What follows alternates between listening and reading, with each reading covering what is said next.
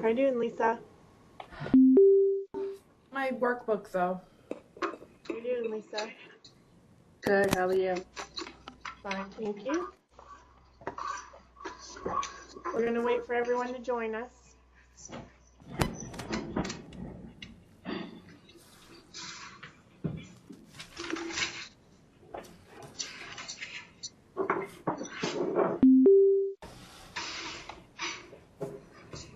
Hello, Emily.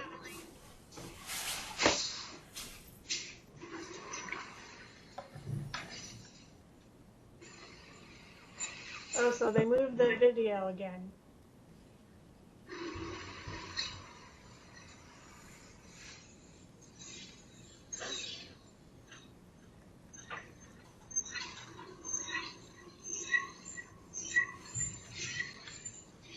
All right.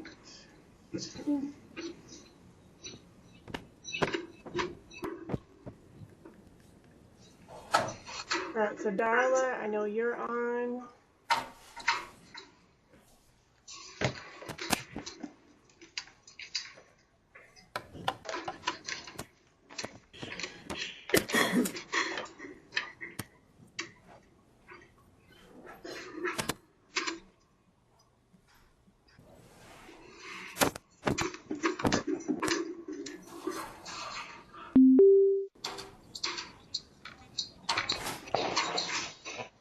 And Angel. Yep.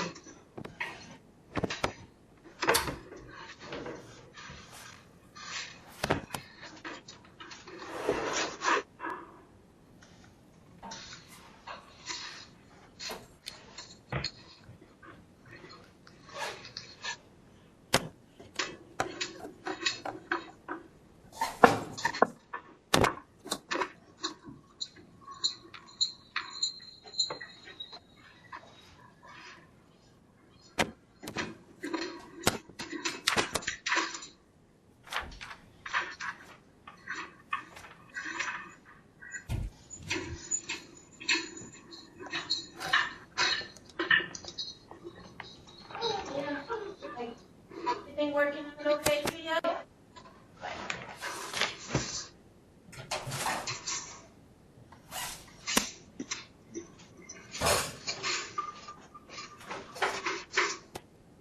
What page are we starting with?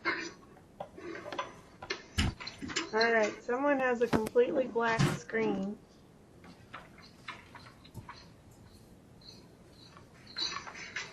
I've lost everyone's video, so I can't see anybody. You're all blurry, too. Yeah, you're blurry.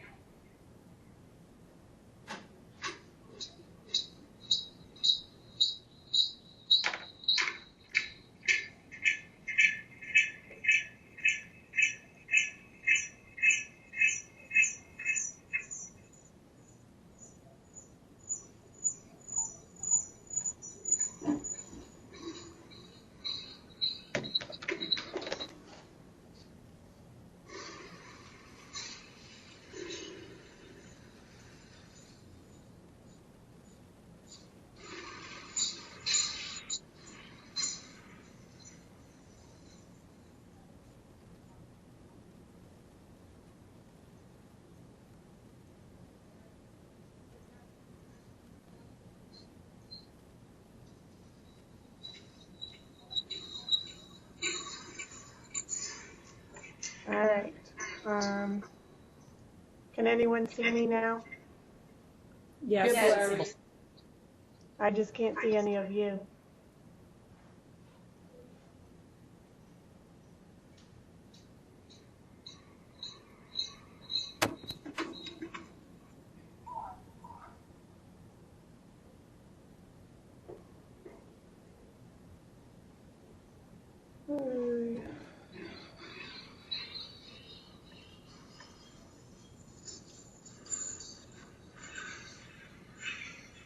Give me a moment. I'm going to call network main.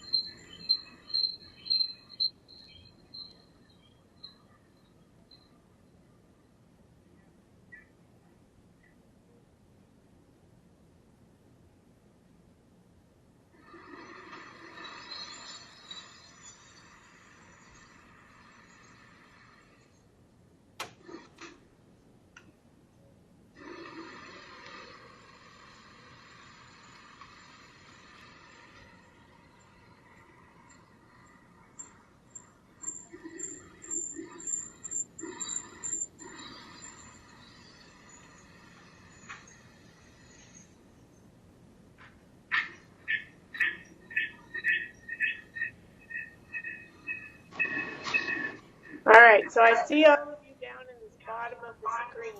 Somehow I lost you. I only have you in little bits. But can everyone hear me? Yes.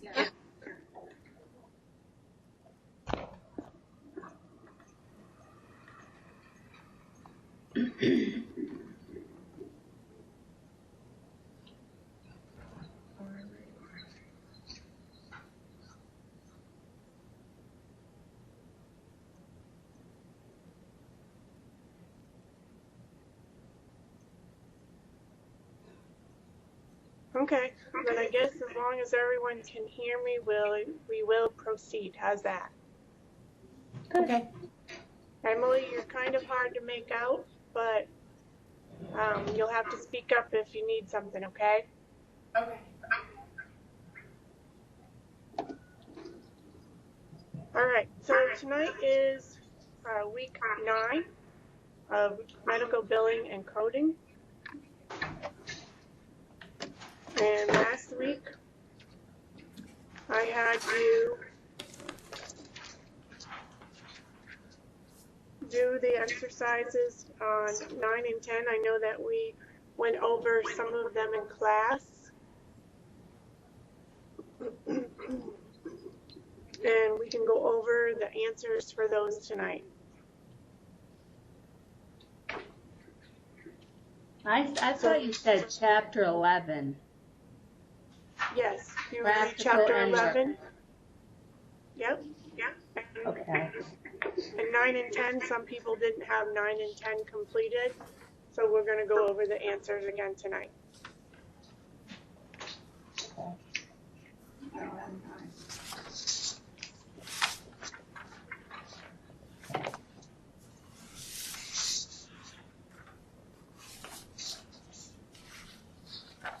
All right, so go ahead and let's start with your textbook. We'll do the end of chapter review for chapter 9.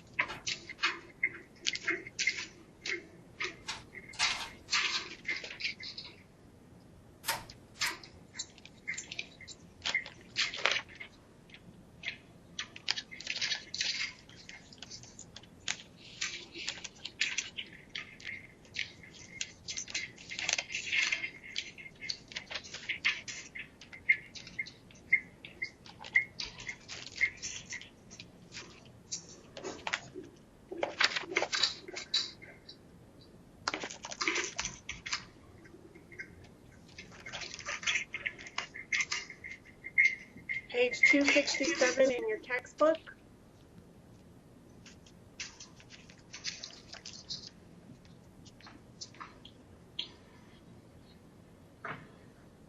So part 2 is the practical. I know that we went over the true and false last week for the theory. So let's start with number 11 in your textbook, chapter 9, page 267. Diaper rash would be 691.0. It was initial office visit for diaper rash. So your first listed diagnosis term, diaper rash, in the code 691.0.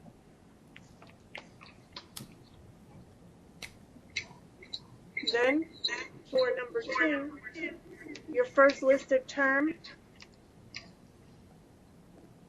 would be congestive heart failure. The dyspnea and your lower extremity edema is not going to be coded because those are actually the symptoms of the CHF exacerbation. And your code would be 428.0. Number 13, what do you have for 13, Angel? hypertension, code 401.9, and the B12 diagnosis was, code was 266.2. Yes, and either one of those could be listed first. Then with 14, what is the main term or the first listed diagnosis there? Lisa Leonard?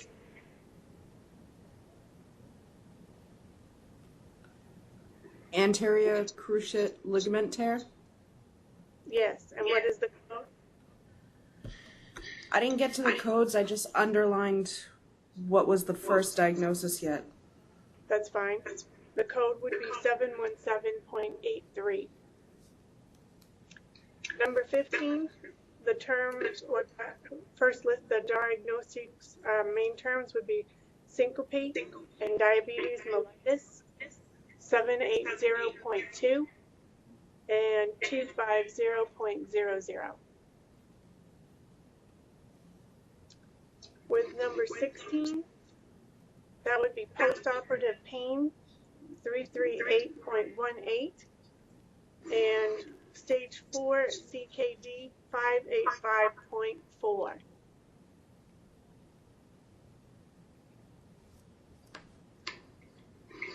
On number 17, Lisa Fry, tell me what you think the terms would be there.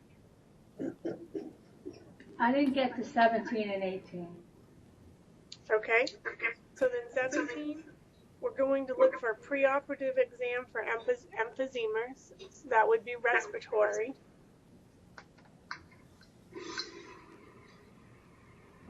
And then we would look for the carotid stenosis. And the two codes we would have there is 433.10 and V72.82. Because he was having a clearance for surgery. And then the emphysema would be coded with 492.8. Number 18.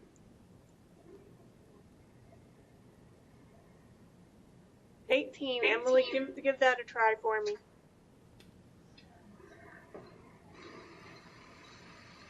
Would it be bladder cancer? Yes, bladder cancer. And what code did you come up with? I don't have the code. Okay. 188.9. What was that? Sorry. 188.9. So your postoperative diagnosis of the bladder cancer is the reason for the hematuria, and it ends up being the more definitive diagnosis. 19, 20, and 21, I think we went over these in class just to pick out the main terms. 19 was exposure to asbestos. That would be V15.84. V as in Victor, 15.84. And 20 is a history, and it ends up being a personal history of polyps.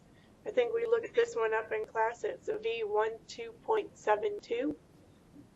And 21 was status of a transplant heart, V42.1. How did everyone do with those? 17 and 18, the preoperative is what kind of threw me off. Yeah.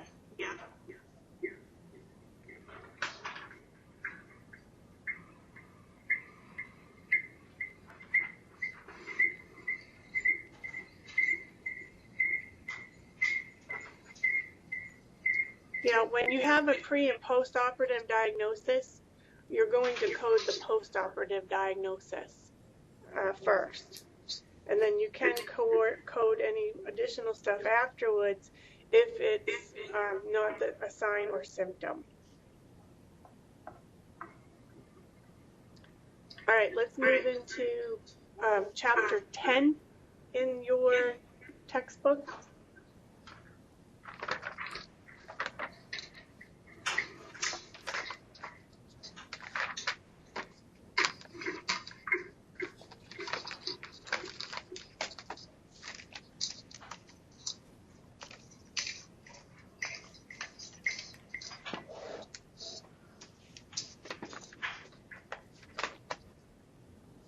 Page 285.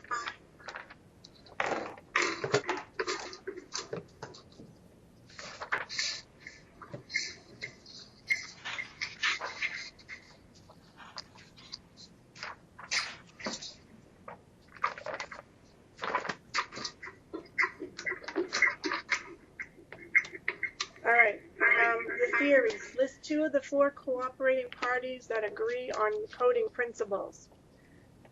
You can have any 2 of the following: the AHA, the HIMA, the CMS, and the NCHS.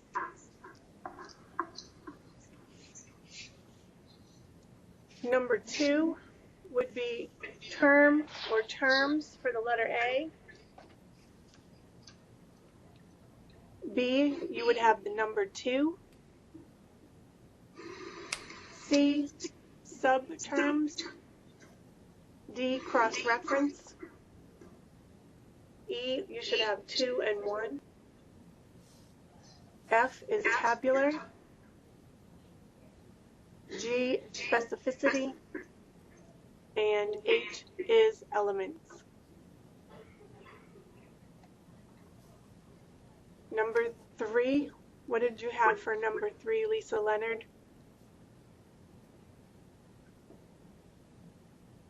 B. Say that again. B. Actually, it would be D, all of the above.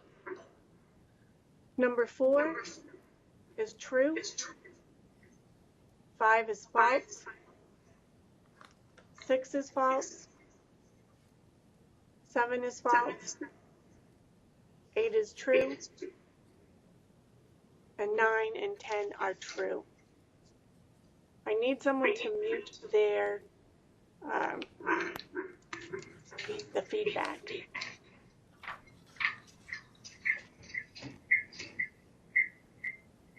Sounds like a cricket. It does.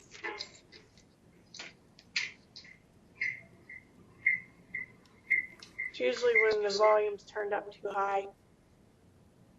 All right, number 11. When we're thinking about symptoms, as we're moving forward and we're coding, I know the exercise says symptoms associated with kidney stones. We have to think of what is going on when a person is experiencing these types of things. So you could have a number of these: colicky pain, hematuria, pyorrhea, dysuria, oliguria, abdominal distension, nausea and vomiting, fever and chills.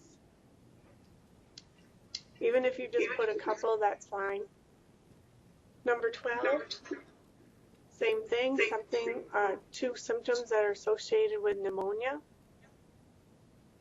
fever, cough, chills, chest pain, and sputum production. Number 13, acute and chronic pancreatitis. What would we code first? Emily? Sorry.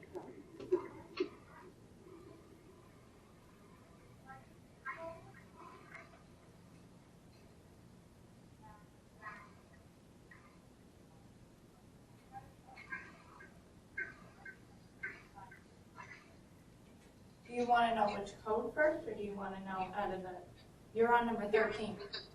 Yes. When it's acute and chronic, what do we code first? Q, always. Yes, the acute always. So, do you have a code for me? I have 6.1.0 and 601.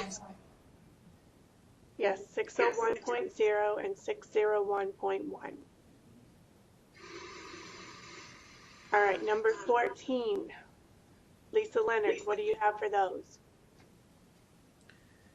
I don't have any of them.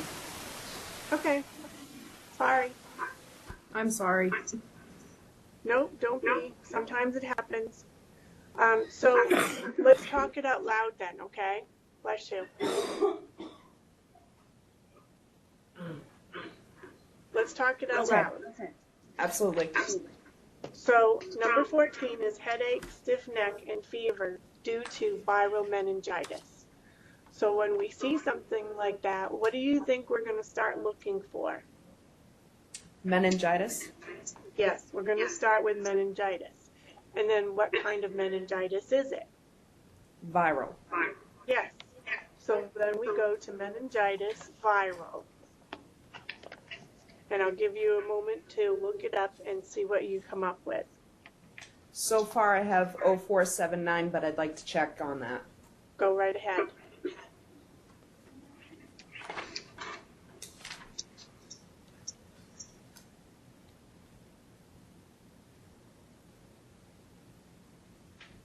Unspecified viral meningitis. 047.9. Excellent. Good work.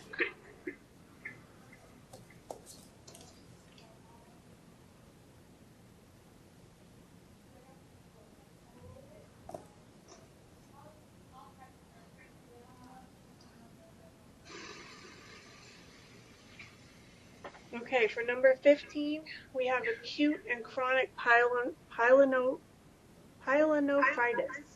Sorry. What are we going to code first? Lisa Fry? The acute, Yes. So how would we look that one up? you look under the pyelonephritis Okay. Acute. And do you and have that chronic. code? No, I don't. Okay, go ahead. Look it up right now. Okay, let me look.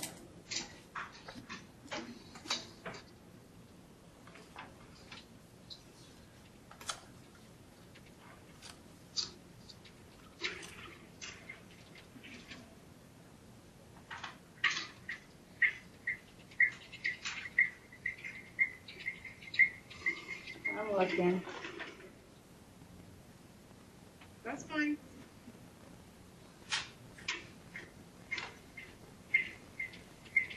All the words sometimes look alike.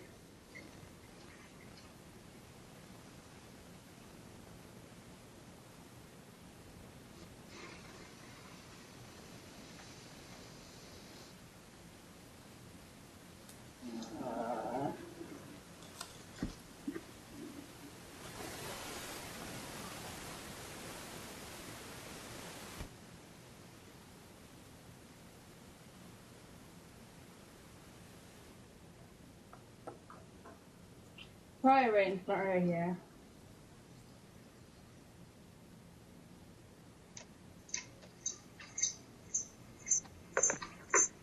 I apologize, I'm still looking. Don't apologize because this is what we're going to do in class because this is how we help each other learn.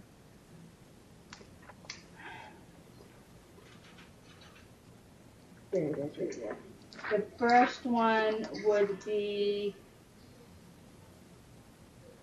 590.10, Correct. and then 590.00. Yes. This is the second. Okay. So this is what I would like to do from here on out, and this is what I do with all my classes. If we don't get the assignment finished and I call on you, what we actually do is we talk it out loud and we find it in the book.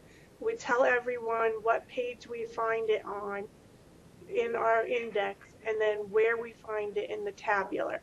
So in the ICD-9 book, pyelonephritis is on page 1551 in your ICD-9 book, and that is that small gray one that probably everyone has.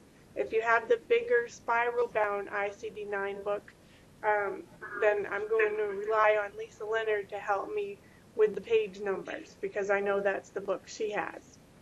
858. Very good, thank you.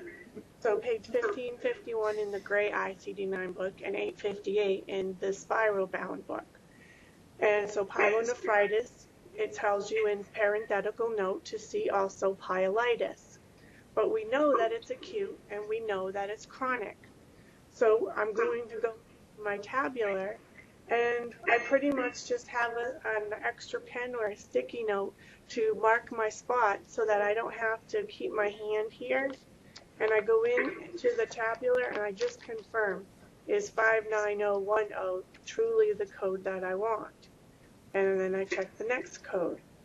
And that's how I would like to work the class from here on out. And as I said, this is how I do it every session. So it's not that I'm calling on you to pick on you. This is how we learn and help each other, because we're all looking for the code. And the more that we work with the book and learn and help each other, the faster that we're going to become. So please, no one apologize about how long it takes, and ask for help and say, you know, I'm on page whatever, 493, and I don't see it, or can you explain this? Okay? So on 1551 in the index, you see pyelonephritis. It tells me to go to 590.1. I'm on page 493 in the ICD-9 book. It says acute pyelonephritis. Indented underneath it are the subterms, and then you'll see indented are two other codes that indicate without lesion or with lesion. And then we can go up above to the next one, and it tells us that chronic pyelonephritis. Now you will see by those codes in a little pink circle, it has 5 next to it. And what that means is that there is a 5th digit required. Well, in the spiral-bound book, you will notice that you actually you have a red dot probably. You don't have anything that indicates, you might have brackets under your book, Lisa Leonard. Yes. Okay, so in your book, you're going to see brackets that tell you it needs to be a 5th digit. And it will be either a 0 or a 1, is that correct? Yes. Okay. All right. So then, moving on to number 16, cholecystitis, acute and chronic, that we would be looking for cholecystitis, and this is actually one of those combination codes, and you could use 575.12. You would not do the abdominal pain because that is a symptom of the cholecystitis, so it's not coded. On number 17, the urinary tract infection due to Proteus mirabilis. I know that before we ended class last week, I went through each of these and kind of pulled some things out for you to pay attention to. So with 17, we're going to start with the infection. And when we look up infection, it probably tells us the different anatomic sites. So let's look infection. Let's look up infection.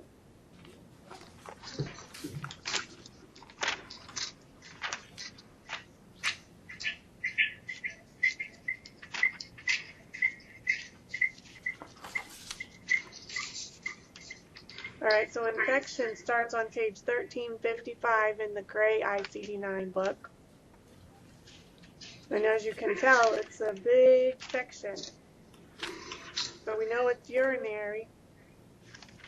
We're going to go all the way over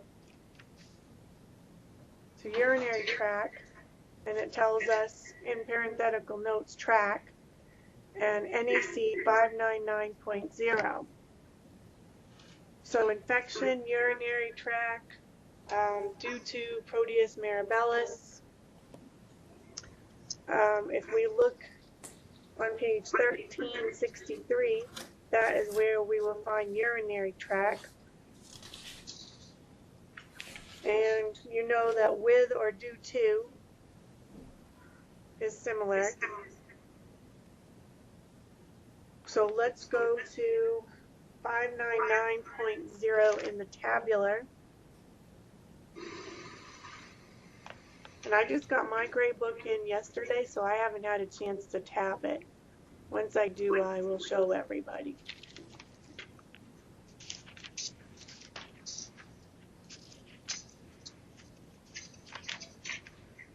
So on page 498 in the gray ICD-9 book, it tells you 599, the category is other disorders of the urethra and urinary tract. It gives you 2 alerts as far as personal history.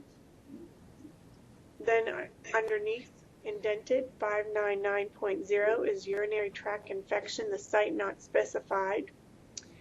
It tells you that it excludes candidiasis and urinary infection of the newborn, but below that, it tells you to use an additional code to identify the organism, such as Escherichia coli, or also known as E. coli. So this is why we would also look for the infection due to Proteus mirabilis.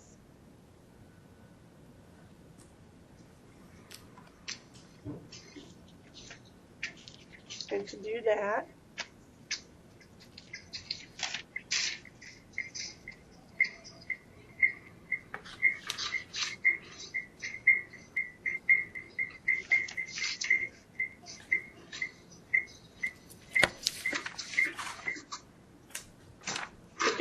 we would stay in the infection section of the alphabetic index, and we would go back to infection due to or resulting from, and that would be on page 1357 in your ICD-9 book.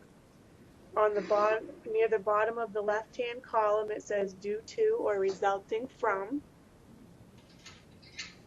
And I actually would read through and find and follow it over until I found the Proteus mirabilis, which is on page 1316 in your ICD-9 book. So I apologize for those of you listening online or listening to this recording afterwards. I will try to slow a little bit more, but I want you to be able to follow along so you understand how to find these codes. So over on the right-hand column on page 1360 in the gray ICD-9 book, you will see Proteus, and then in parenthetical notes, you'll see mirabilis or Morgani, vulgaris, and then NEC 041.6. Then we would go into our tabular.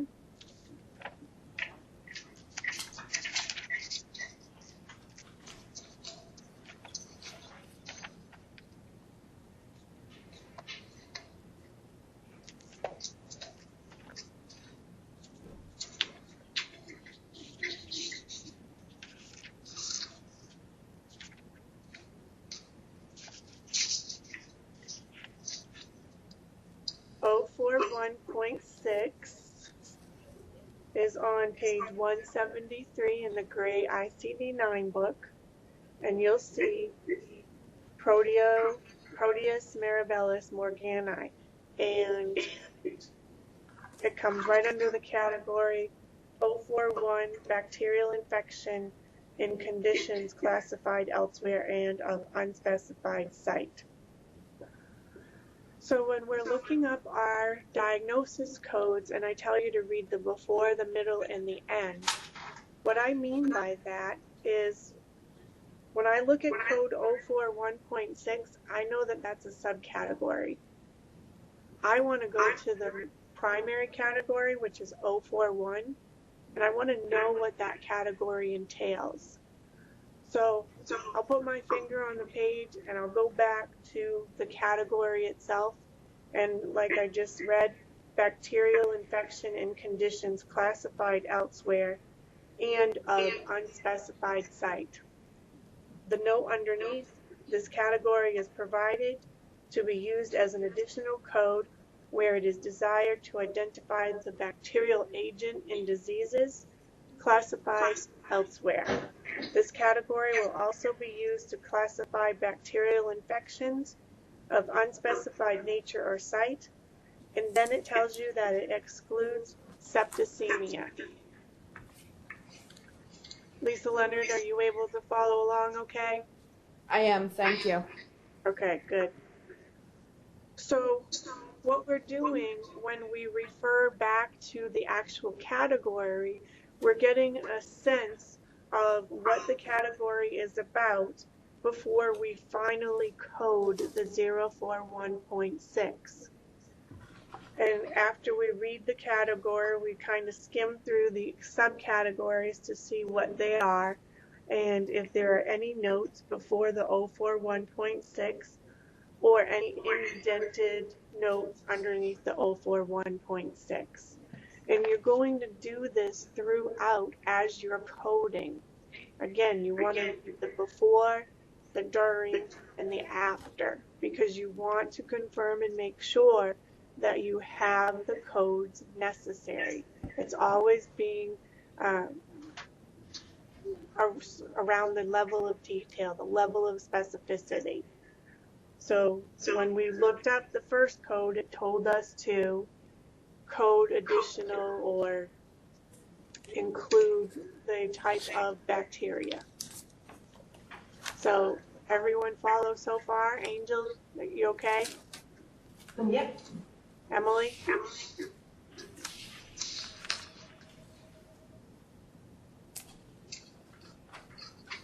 Sorry.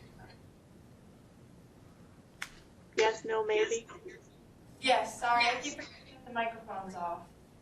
That's okay, because honestly, I can barely see you. So if you shake your head, I have no idea. Okay, that's what I was trying to do. Sorry. Yeah. You're frozen. All right. Thank you. And Lisa Fry? Yeah. All right, excellent. All right, so the number 18, we are coding it in pending CVA, which is unspecified. You should have code 435.9. Number 19 is a traumatic arthritis risk due to fracture 5 years ago. When we see fracture 5 years ago, that automatically tells me that there's a late effect. The late effect is not necessarily the primary diagnosis here, but the arthritis is the first thing we're going to look for. And the code for that is 716.13. The late effect would be for a fracture of the upper extremity, and that would be 905.2. Number 20, dysphagia due to previous cerebrovascular accident. This one, you would have the late effect because dysphagia is the late effect of the CVA. That code is 438.82. So coding the late effect first, and then the dysphagia, 787.20. You'll notice when you look up the code, there is an instructional note that will state to assign the additional code for the dysphagia. Number 21 is what is the code for respiratory syncytial virus, RSV? We did that in class. That was 079.6.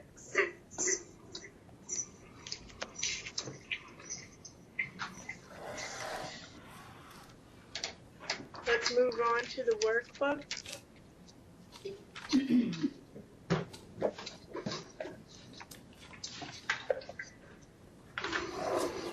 Chapter 9, page 47 in the workbook.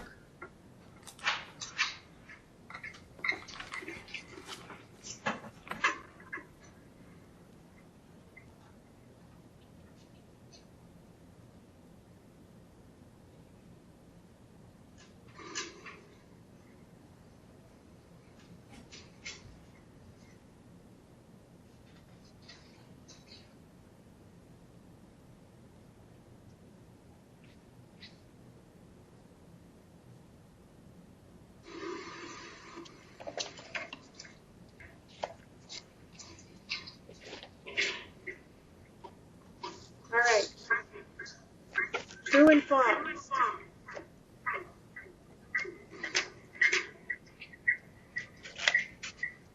The first one is true.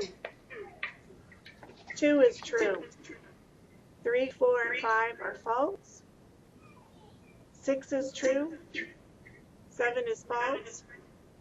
8, 9, and 10 are true.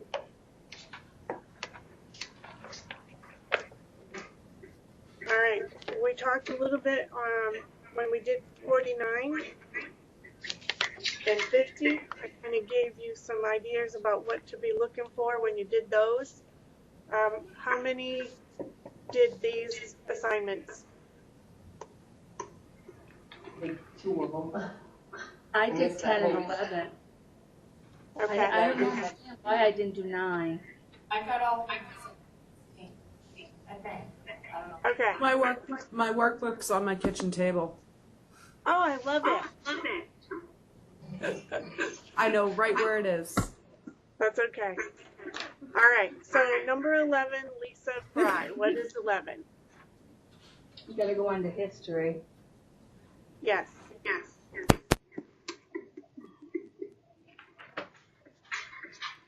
It is family history of gout. So we're going under history, and then Yeah, family.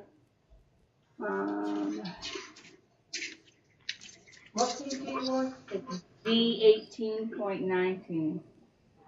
yes, V18.9. Okay. Then number 12, encounter for plaster cast removal. What do you have for that, Angel?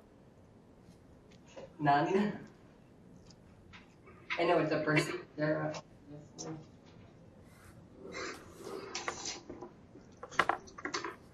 I'm sorry, I didn't hear you. I don't have any. I'm figuring it out. It's a procedure, isn't it? I'd be looking for. Well, this is going to be admission or an aftercare because they're removing the cast. Okay. So we're going to look under admission for the removal of a cast.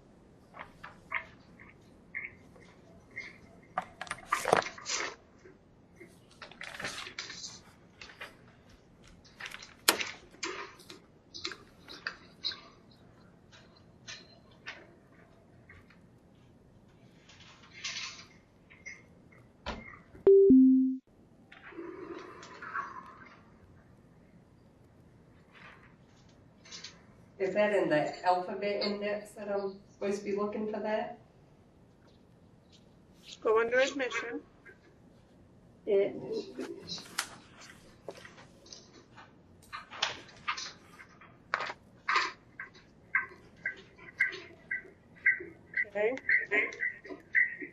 Admission. Start with admission. It starts on page. 1032. Yep. So admission, and then for the removal.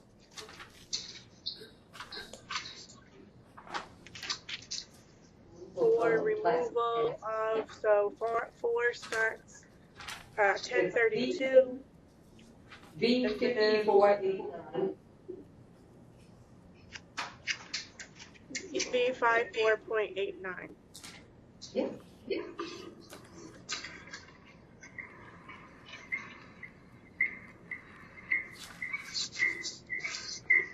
Okay, and number 13. Number 13 is an encounter for vision exam, V72.0.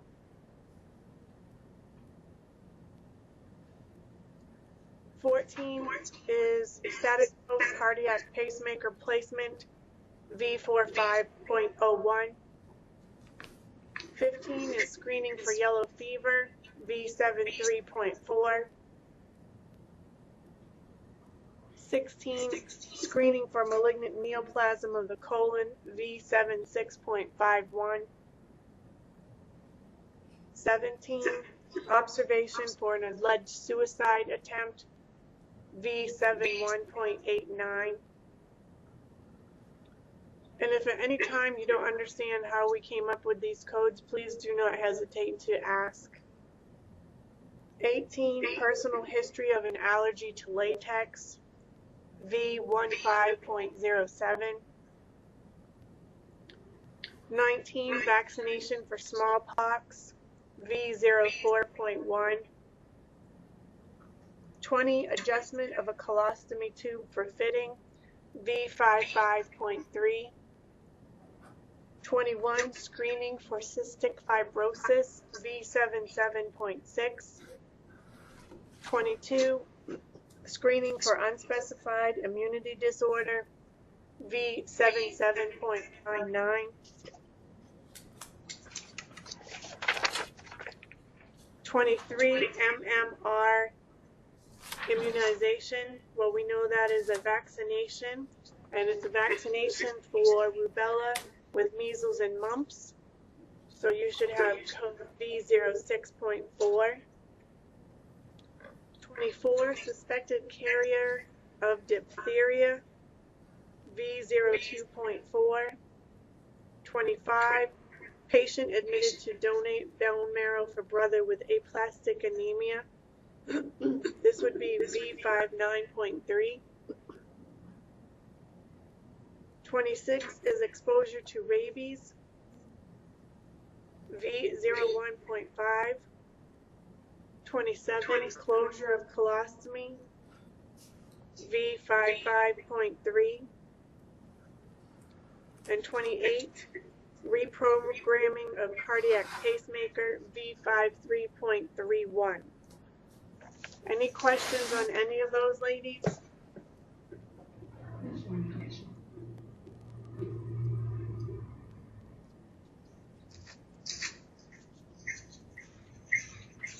Okay.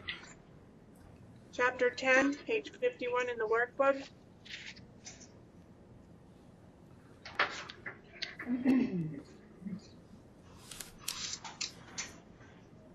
Number 1 is false. 2 is true. 3 is false. 4 and 5 are true. 6 is false. 7, 8, and 9 are false. And 10 is true.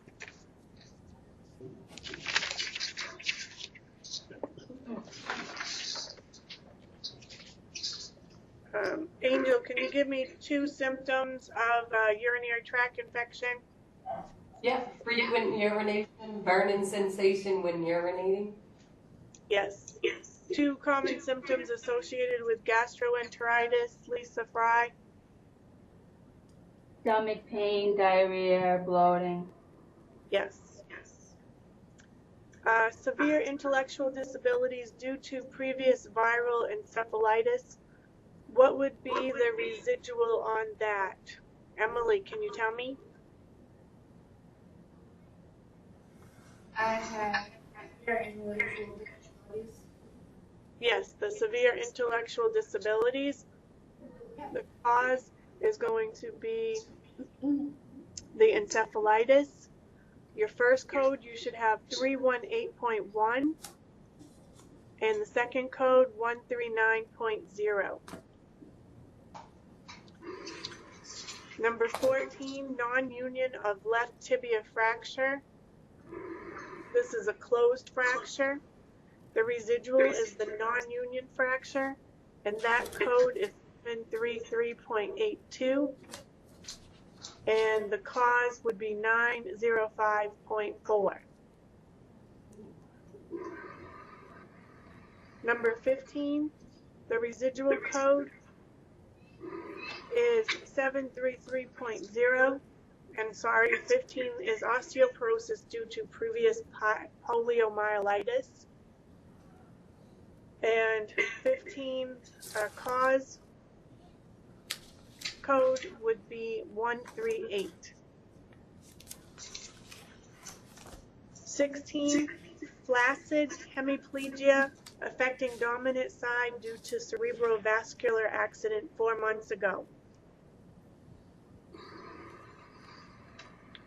The residual and cause code is actually going to be your late effect code, and that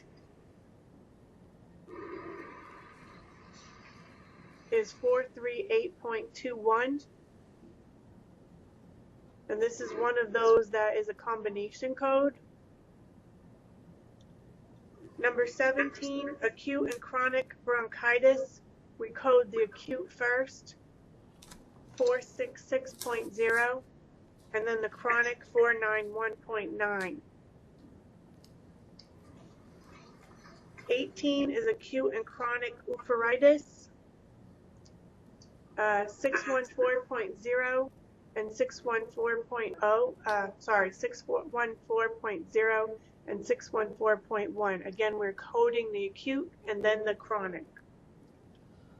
The acute pyelonephritis due to E. coli, 590.10 and 041.49.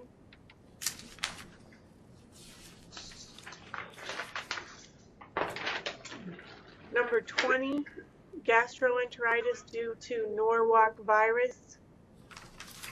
We would look up enteritis, and it will be 008.63 because we would find enteritis and then due to Norwalk virus. 21, how do we code 21? Sorry? Could you repeat number 20, what the code was?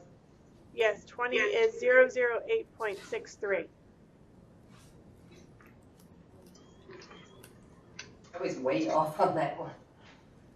Well, what you're going to do then is don't erase, just put a line through it and put the correct code next to it. And then what I want you to do is look up the code that you chose and look up the code that is the correct answer and try to figure out why you chose that one. So I'll give you a second and you tell me what you did.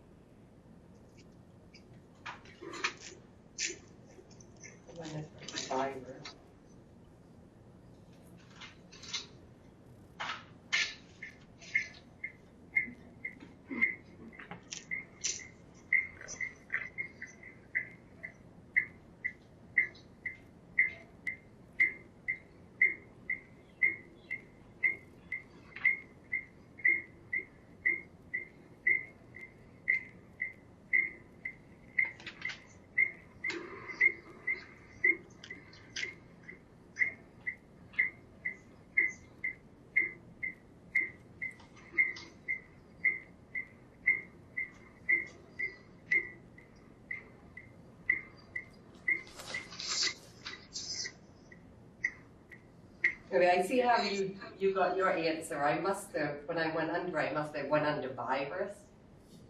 And I did the gastro instead of going to the enteritis. That's fine. But that's also what I want you guys to do from here on out, is do not erase your answers. Just put a line through them. And when I give you the correct code, I want you to look back and try to figure out why did you choose the code you did. More often than not, it's because we didn't read far enough. We picked the first thing that we saw.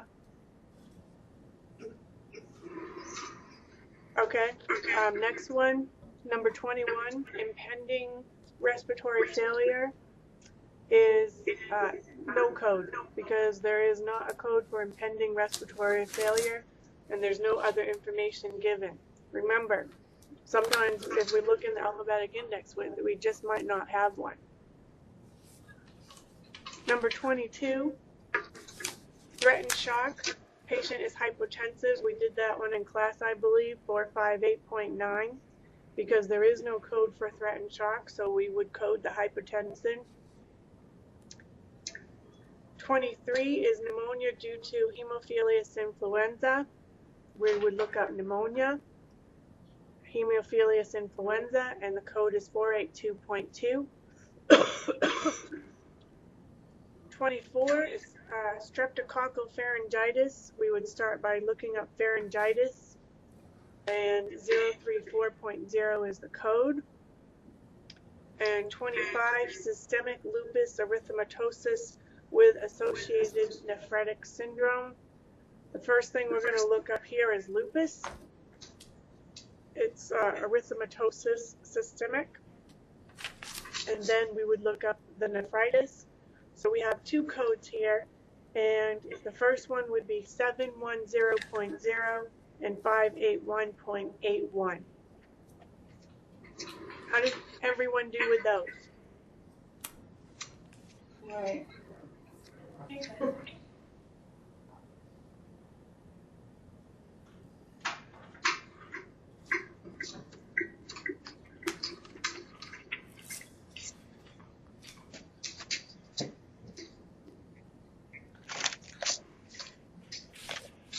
Let's go to chapter 11 in your textbook.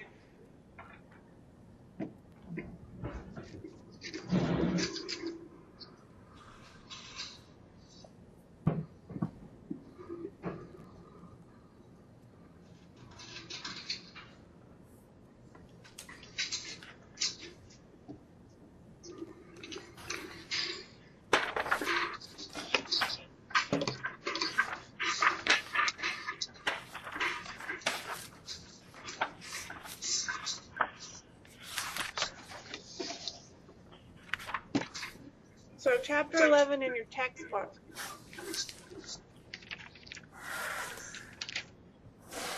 Turn to page 288.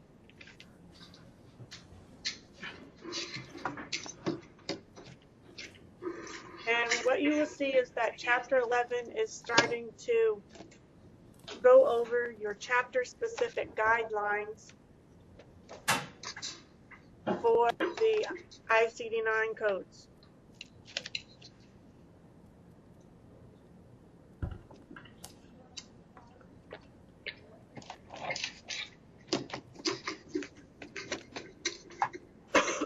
The first chapter that we start with is the infectious and parasitic diseases.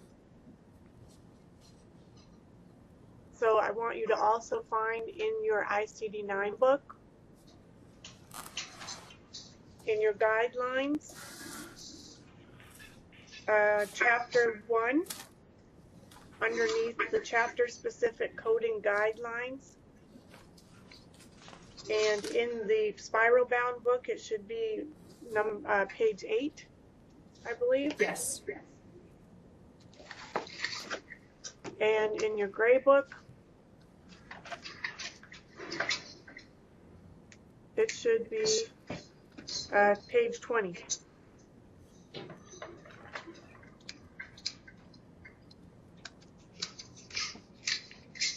So again, this is where we start to make highlights and underlines in our book.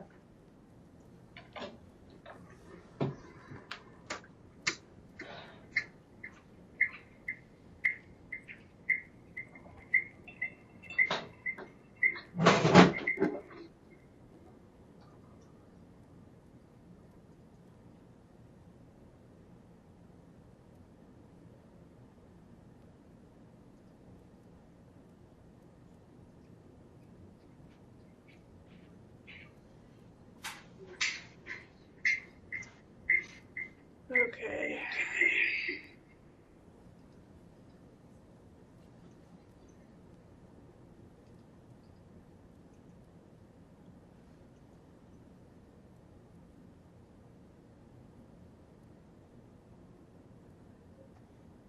So next to chapter 1, infectious and parasitic diseases in your ICD-9 book. You want to make a note here that this is all based on the etiology, the cause of the disease.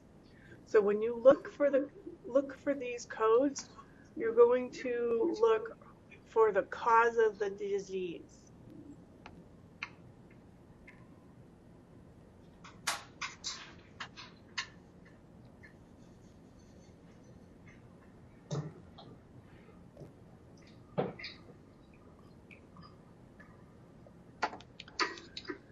Throughout the infectious and parasitic diseases, you will find many combination codes.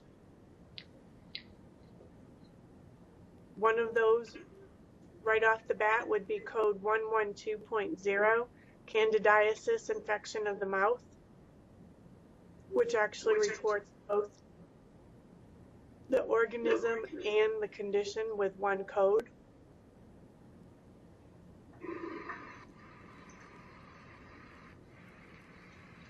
You will also see multiple codes, and when you have the multiple codes, you want to consider the sequencing. So for instance, if you have a UTI due to E. coli, you would code the etiology first, which is the cause, the 599.0, which is the UTI, and then you would code the organism, which is the E. coli, the 041.4, and whatever that fifth character might be. Your 041 category, as we talked about when we were doing the exercise, is a secondary code only. So anytime you see that you need to code the additional bacteria, which it falls under the 041 code, you know that that will be a secondary code.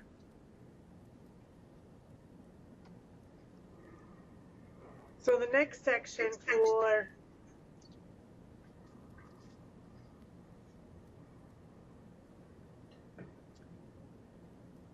us to talk about is the HIV,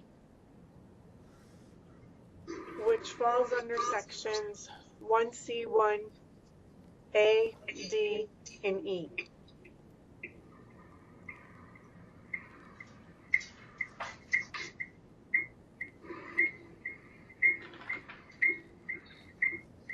When we code the HIV or the HIV-related illness only, it must be stated as confirmed in the diagnostic statement.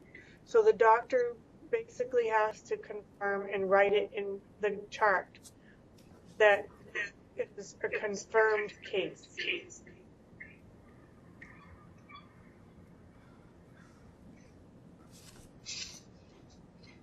When we code HIV, 042 is going to be the code that you use for HIV or HIV-related illness.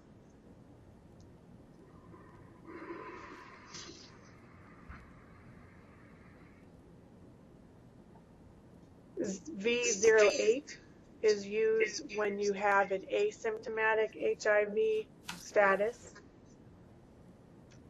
And 795.71 is when there is a non-specific HIV serology done. Once you actually have the HIV diagnosis, you cannot code V08 anymore. Who can tell me why?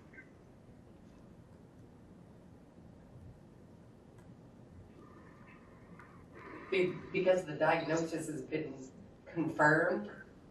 Absolutely. And it's documented in the record? Yes. Yes.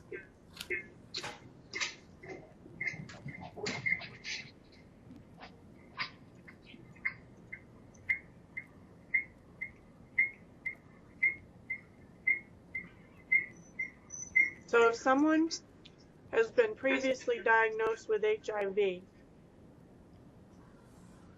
how do you think we would code that? Someone comes in, they've been previously diagnosed with HIV. What would be the first code? 042. Yes, 042. So if you look at your guideline for letter F, previously diagnosed HIV-related illness, you want to underline the first sentence that says patients with any known prior diagnosis of an HIV-related illness should be coded to 042. And it should always be assigned 042 on any subsequent visit.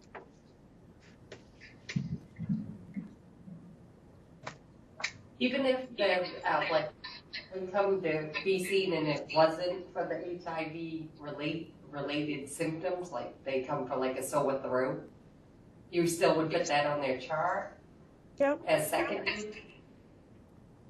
We'll get into that in one of the guidelines. All right. So when we're selecting and sequencing the HIV codes, if they are actually admitted for HIV related to an illness, so let me rephrase that. If they're admitted for an HIV related illness, such as pneumonia, you would code the HIV first, and then you would code the current illness. So yes, bronchitis, pneumonia are all HIV related. If they are admitted for anything else other than an HIV related illness, you would code first the first diagnosis and then the HIV. Okay? Like broken foot, then HIV? Yes. Okay.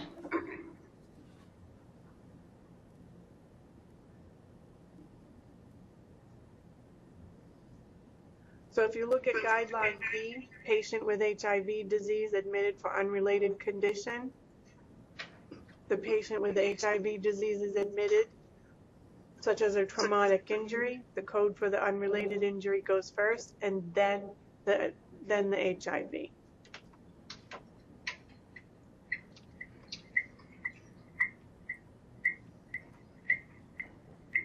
So it's important to pay attention to the sequencing. What's the reason that's most responsible for the encounter? If it is HIV related, you put that one first, and then any other additional diagnoses that might impact the treatment.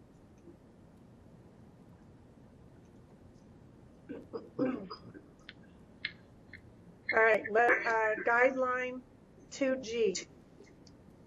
I have page 21 in the ICD-9 gray book and page 9 in the spiral-bound ICD-9 book. This has to do with HIV infection in pregnancy. There is an exception to the HIV sequencing. During the pregnancy and childbirth, you would use 647.6 code. Then you would follow it by the 042 because they are obviously coming in due to the pregnancy. So anything other than the HIV, you can code that first, then the HIV, and then if they're having any HIV related illness.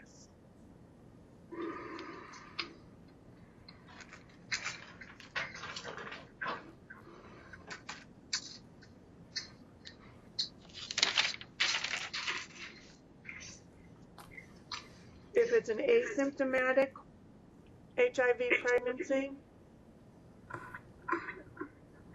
then you would use the 647 code and the V08 because they're asymptomatic.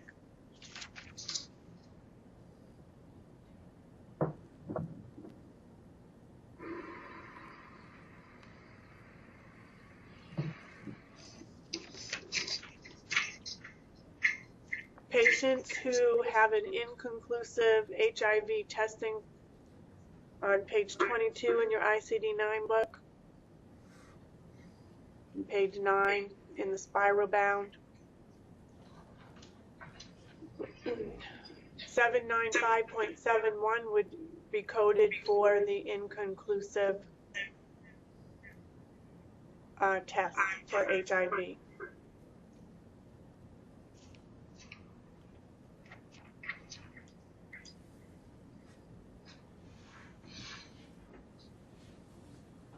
Actually, that's page 21, sorry.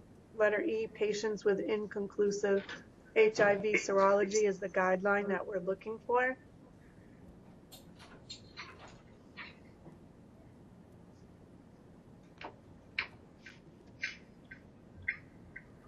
I was wondering what you were talking about. Yes, sorry. All right, and then guideline H. So guideline H is on page 22 in the ICD-9 gray book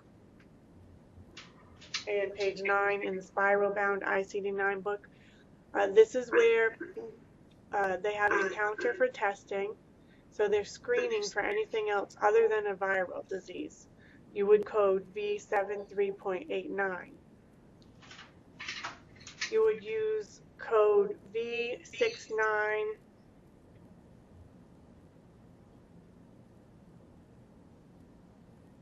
0.8 for other problems that are related to the lifestyle as a secondary code if the patient happens to be asymptomatic but they're in a high risk group. So let's take a moment to turn to V698 in our ICD-9 book.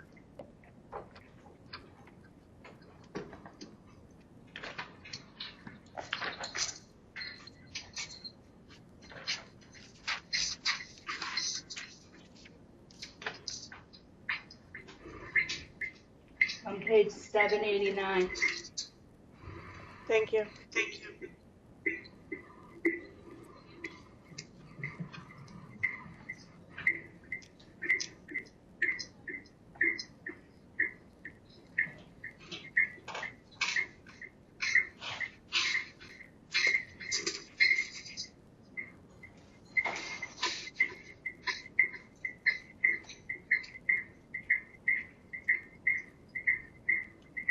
So it says V9.8, other problems related to lifestyle, self-damaging behavior. The alert, use this code as secondary code if an asymptomatic patient is known in a known high-risk group for HIV.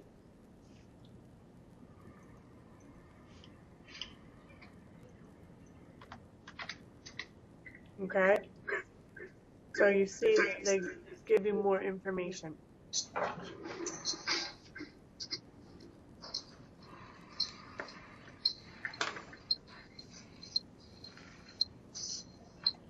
So the first sentence or two in guideline H, I would highlight or underline. If there's any additional counseling or the patient returns for the results, you would use V65.44.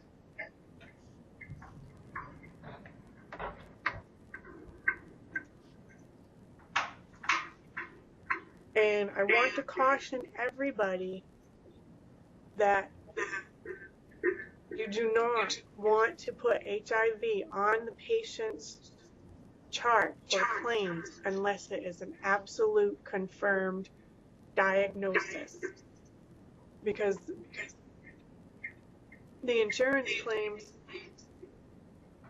if you have a wrong diagnosis, can cause a lot of hardship for a patient if they truly do not have HIV. So just be very careful.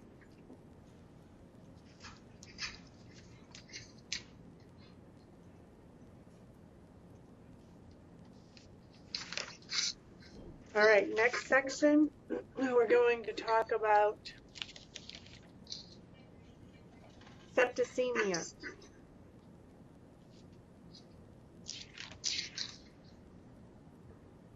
What is septicemia? Can you tell me, Emily?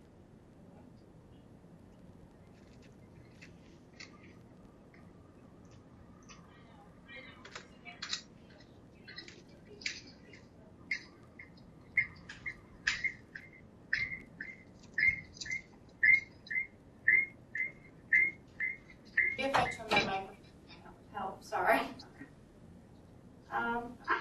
Generally refers to a systemic disease associated with the presence of block, molecular or toxins, which can include bacteria, viruses, or other things. Okay. Short, sweet, and simple, it's blood poisoning.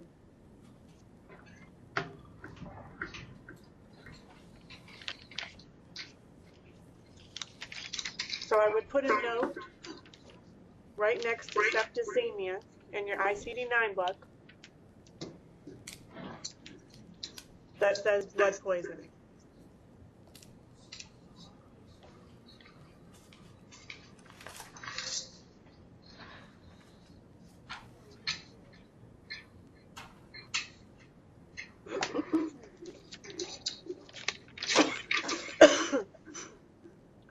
So when we talk about septicemia, it will be systemic disease of the microorganisms, or very simply, toxins in the blood. When we talk about septic shock, that is cardiovascular failure due to sepsis. And when we talk about SIRS, S-I-R-S, or also known as systemic inflammatory disease, that is a systemic response to the infection or the trauma. And your sepsis really refers to the SIRS due to the infection. So it's kind of like one is because of the other. And SIRS can be difficult to code if you're not really reading what it is they're talking about. So I just want to warn you on that. Just really pay attention to the exercise and what they're asking. Now, severe sepsis is actually when you have acute organ dysfunction. So in guideline B1, underneath septicemia, just highlight in there systemic disease, and then toxins in the blood. And in the next paragraph, the SIRS generally refers to the systemic response to infection.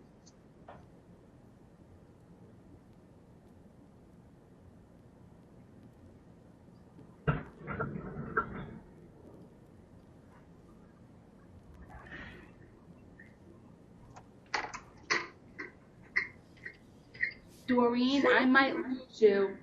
I can't even barely hear you. Okay. So if I lose When we you, send me the homework. What? If I lose you, send me the homework. Absolutely. Okay, I'm going to stay on as long as I can. It's weird. Yeah, it's a weird night tonight. Septicemia. Coding septicemia, you would start with 038, and SIRS would be second.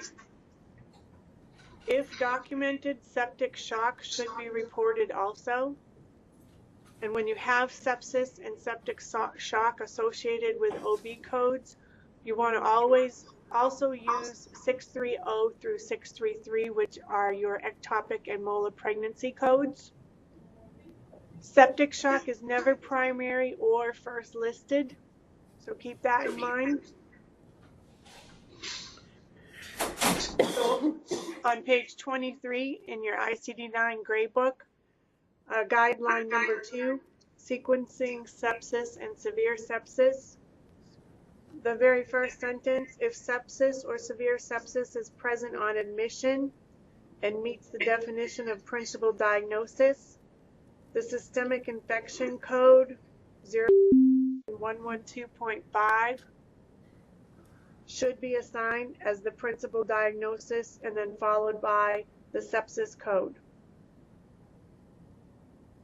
I would highlight that first line.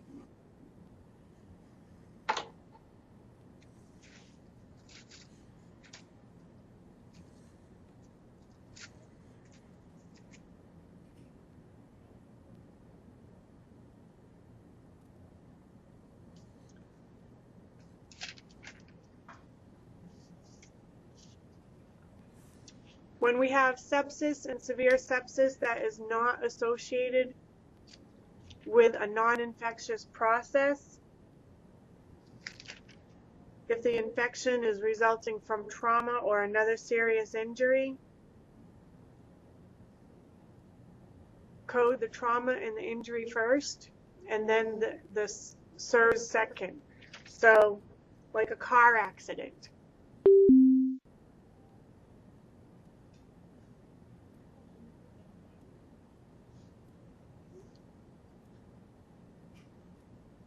So if someone's in a car accident and they end up having a systemic inflammatory response. When we talk about a systemic inflammatory response, that means that the body is swelling, it's inflamed, it's responding to the trauma. So always code the trauma and the injury first, then the SIRS, and then any acute organ dysfunctions like liver, kidney. Okay? Okay.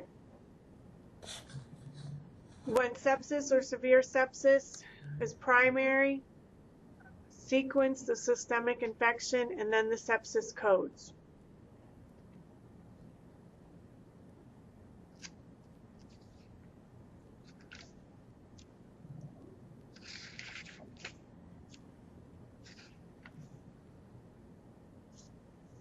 All right, moving on to neoplasms, chapter 2, page 28 in the gray ICD-9 book. And it would be page 291 in your textbook.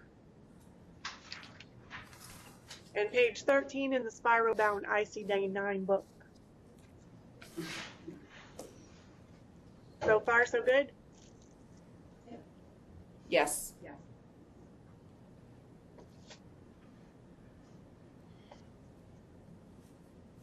Hi, Doreen. Hi, Darla. I just got a new mic, but I've been here all night. Okay. Yes, I see you in and out. Okay. Good. Thank you. It keeps dropping on me. It's probably the weather. Yeah, I think you're right.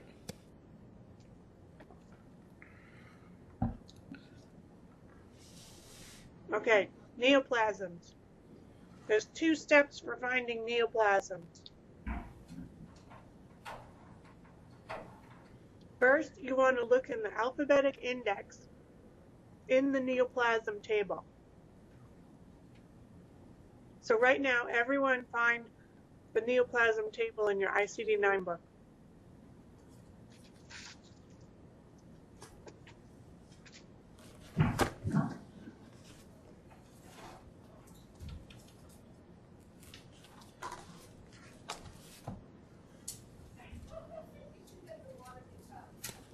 Do you want the page?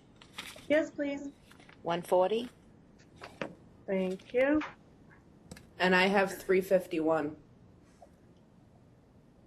Okay, so 140.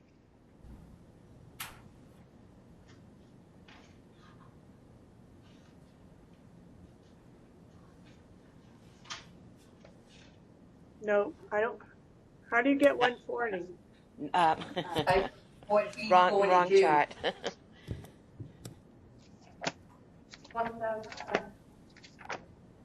Oh, okay. Thanks. I was like, huh? That's what I thought she meant. I thought. What's the All right, page? so page 1440 in the gray ICD-9 book. Thank and page what, Lisa Leonard? 351. 351 in the spiral bound. So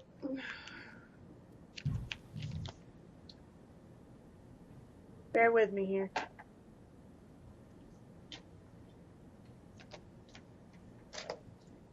Okay. So when you're looking at your neoplasms, you're going to start here in the neoplasm index, okay? Now you'll notice in the gray ICD-9 book, we don't have a whole lot of writing room. But I truly encourage putting notes in your ICD-9 book. That's why when I'm teaching the class, I have you with your ICD-9 book open and your textbook, because if you're going to make notes, I want you to make them in your ICD-9 book, because this is what's going into the exam with you, not your textbook. The only 3 books you can take into the exam are your ICD-9, your CPT, and your HCPCS. So I try to make the most use out of these books early on in the class so that we're getting all of our notes in one spot. So we start in the index and we locate the histological type of the neoplasm. So is it a sarcoma or is it a melanoma? And then we want to review all of the instructions, okay? And you'll see instructions throughout. Then you locate the code that's identified in the neoplasm table by body site. So let's just pick the first one, that is abdomen, okay, abdominal.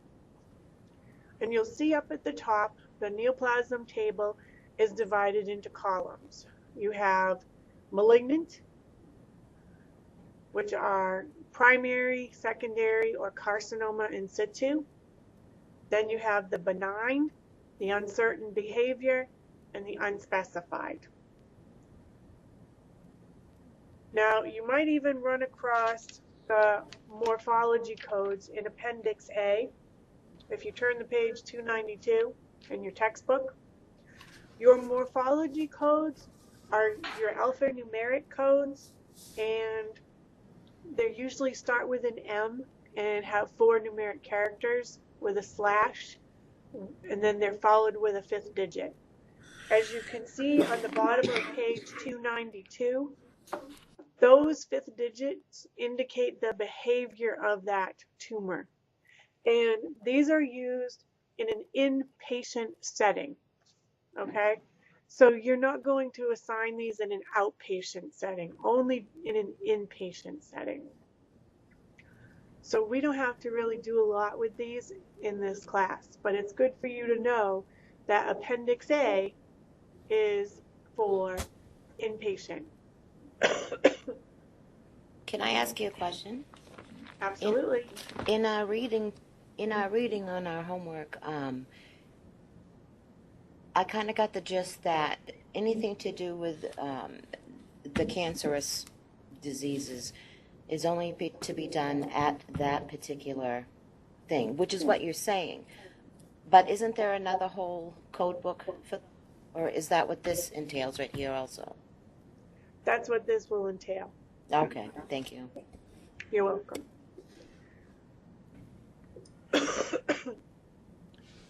Because you can actually code for neoplasms in the outpatient setting. You're just not going to use the morphology codes.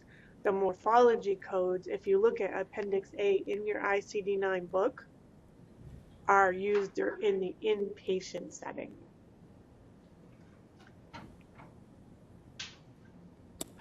Can you tell me where it says that? Under the what again? Look at Appendix A. Yeah. Find Appendix A in your ICD-9 book.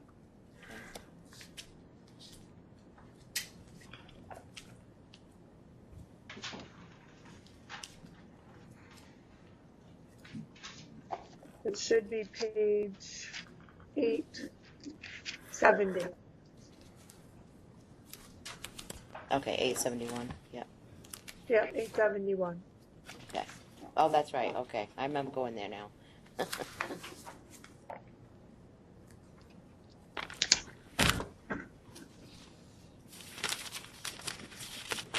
Okay? Yep. So then, when we look at our neoplasm table, remember I told you early on, read the before, the during, and the after.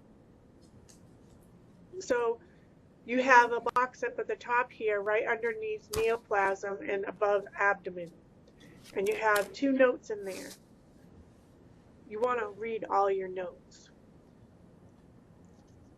because you want to be able to at least recall that you read it, and you want to highlight anything that sticks out for you.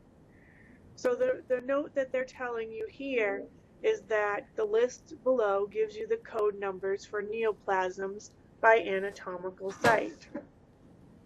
So by anatomical site, I would highlight that so that when I look up neoplasms real quick, I know it's going to be by anatomical site. And we know by the bars across the top if they're malignant or benign and what they fall under. They go on to tell you that where certain descriptors are not present, the remainder of the index should be consulted.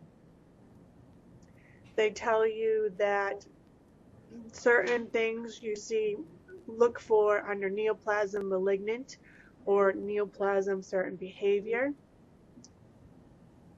And note 2, sites that are marked with an asterisk should be classified to malignant neoplasm of the skin of these sites if the variety of neoplasm is a squamous cell carcinoma or an epidermoid carcinoma, and to benign neoplasm of skin of these sites if the variety of neoplasm is a papilloma of any type.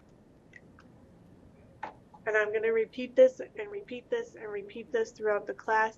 This is not about memorizing. What I just read, there's no way in heck you're going to memorize it.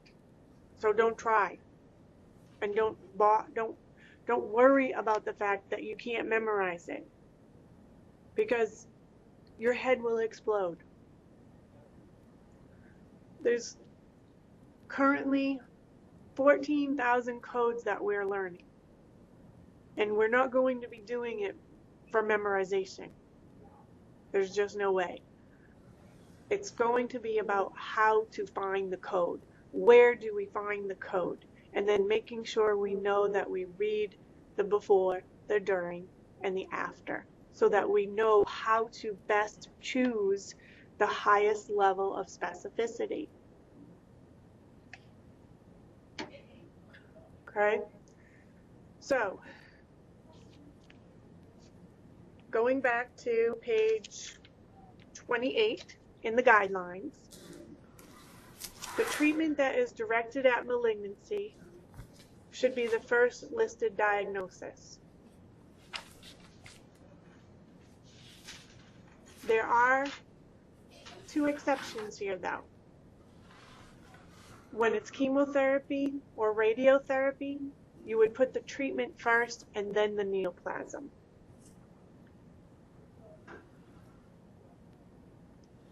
You said chemotherapy, and what was the other one? Radiotherapy.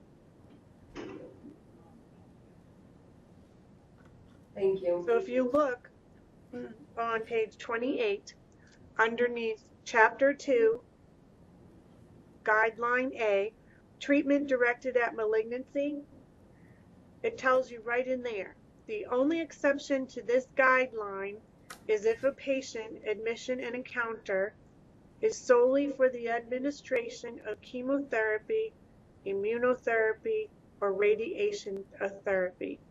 Assign the appropriate V58 code as the first listed diagnosis and the diagnosis or problem for which the service is being performed as the secondary diagnosis. So, all my lectures, you will find that the information I'm giving you is right in the book, right in the guidelines. And then as we get into the codes themselves, in there. That's why I have you with your code books open. So you don't have to do a lot of writing. It should just be a matter of highlighting and underlining. Chemotherapy is going to be a V5811 code. Again, it will be the encounter for the reason because the patient is presenting for the treatment, and then the neoplasm gets coded. The same thing with the radiotherapy and the immunotherapy. You code those first.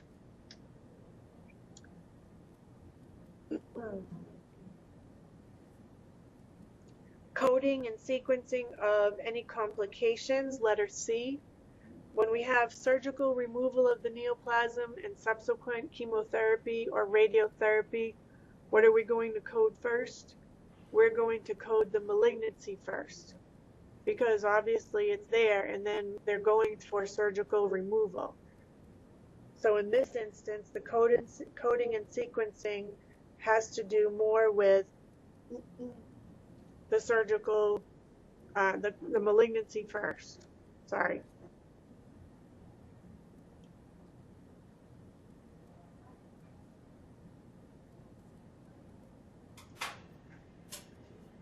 When the surgery is to determine the extent of the malignancy, you're going to code the malignancy as the first listed diagnosis, and then code the neoplasm as long as the patient is receiving treatment or medication following that excision.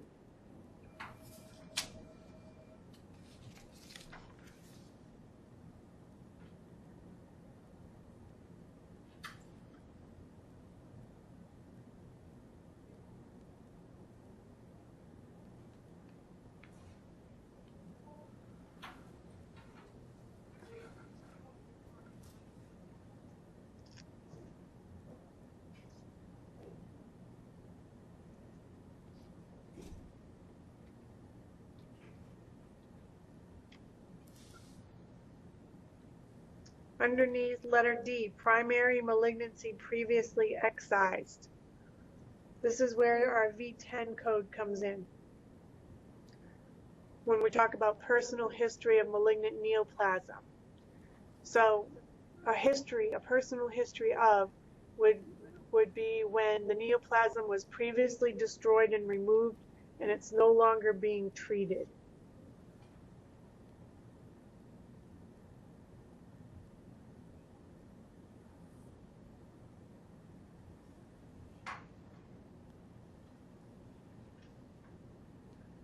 If the patient were to receive treatment for the secondary neoplasm or a metastasis, so they walk in, they have a neoplasm removed,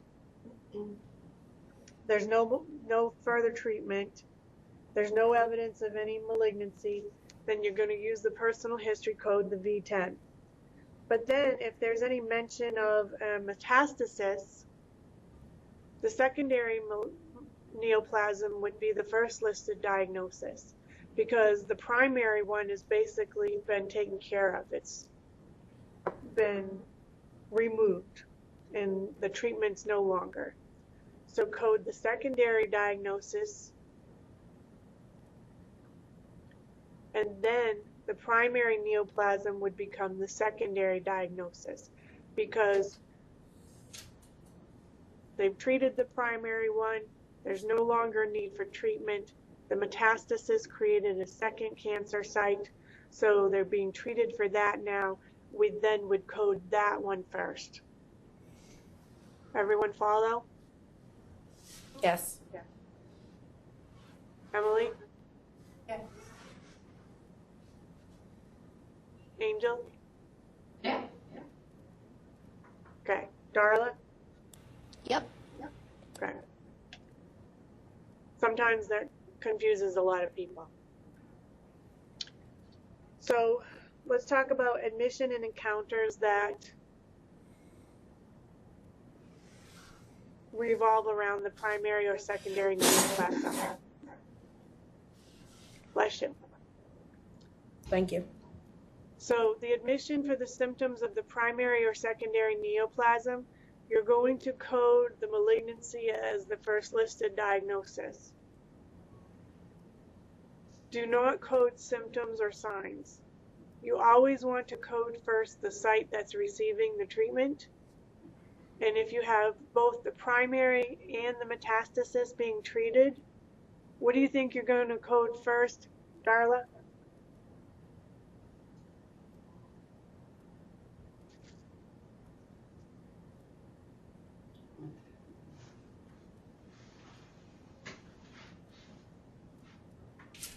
I'm going to say the treatment.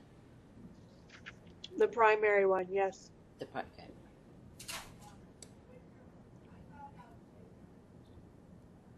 Yeah, whenever the primary and the metastasized site are being treated, always code the primary one first. when you have anemia that is associated, the patient's being treated for anemia or dehydration due to neoplasm or therapy, what do you think you would code first, Angel? I was writing myself a note. What did you say? Could you repeat it? If the patient is being treated for anemia or dehydration due to the neoplasm or therapy, what do you think you would code first? The anemia. Yes. Then the neoplasm. Yeah. If a patient is admitted for pain control due to the neoplasm, what do you think you would code first? Lisa? The neoplasm.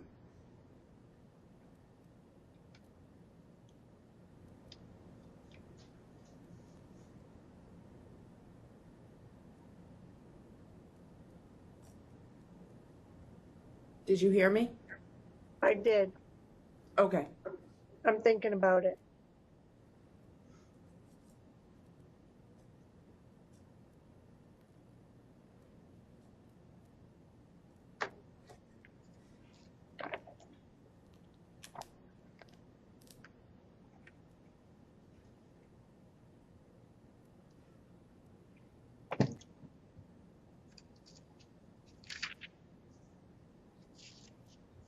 I don't think I agree with you.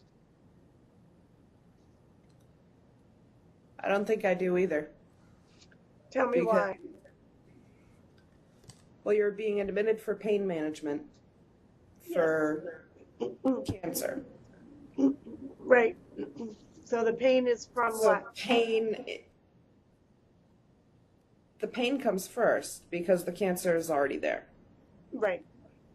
And Because they already it says know about due it. to. Yes. Right. Excellent. See, this is what we do. We problem solve.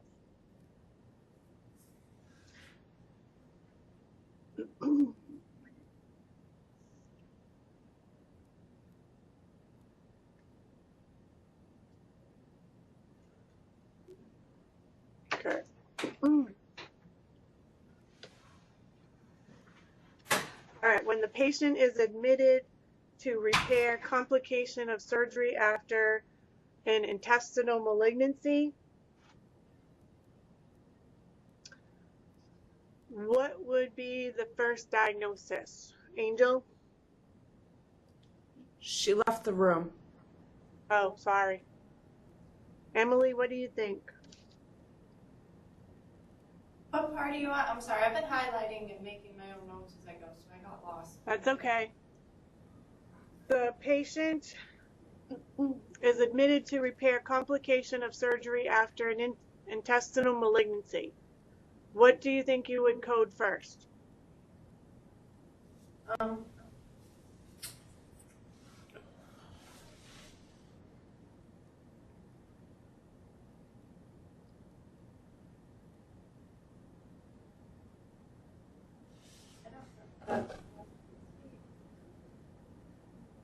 not sure. I have to. It would be the complication first. You would code the complication first because that's the reason for the encounter. And then you would code the malignancy as the secondary diagnosis.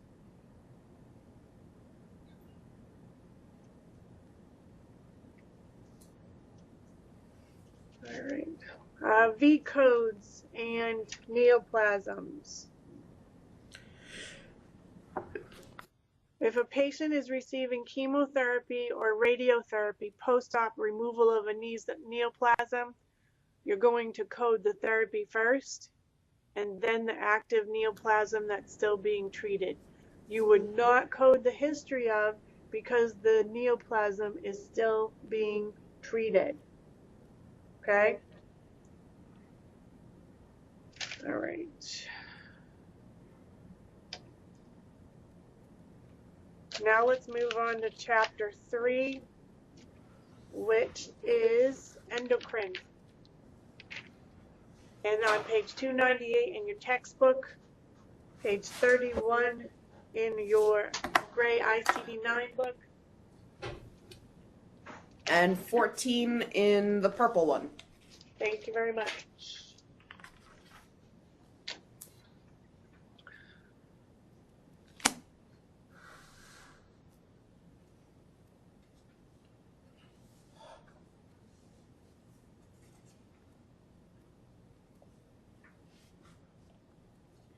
Okay, endocrine. Endocrine, nutritional and metabolic diseases, and immunity disorders. This is where you will find diabetes mellitus or mellitus. It is the 250 code and it is coded frequently.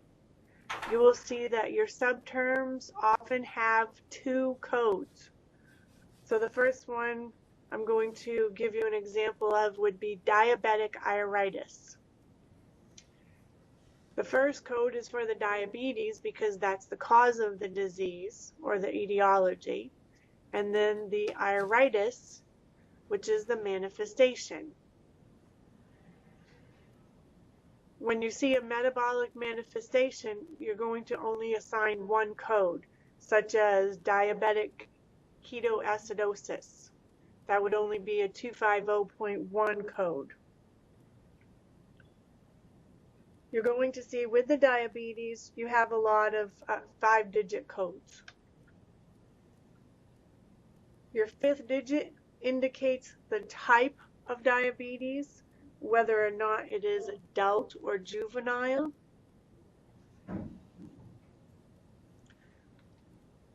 The type 1 is usually insulin dependent. So you can write that in your book next to type 1, insulin dependent.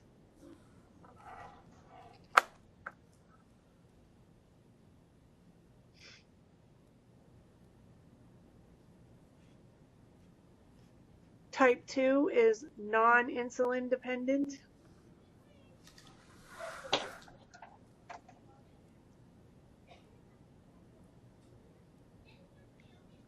And then uncontrolled, if it's uncontrolled, it must be documented out of control.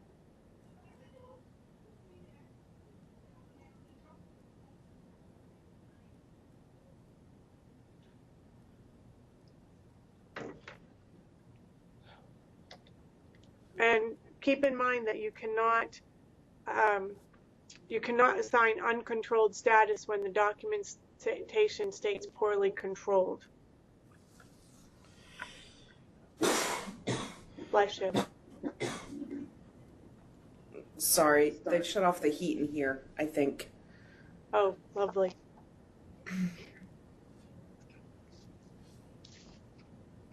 So V58.67 would actually be used in addition to diabetes code to indicate a long-term use of insulin.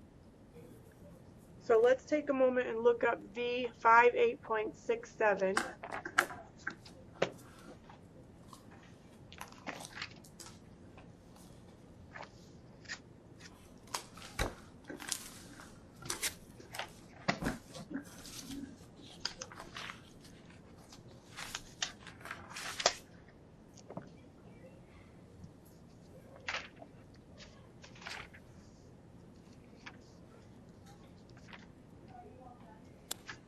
Page 783 in the gray one. Thank you. 1025 in the spiral. Thank you. So if we look at V58.67, it says long-term current use of insulin. And if we look at the category for V58 over on the previous page, it tells us that it is the encounter for other and unspecified procedures and aftercare, and it excludes convalescence and palliative care. So again, read your before, your during, and your after.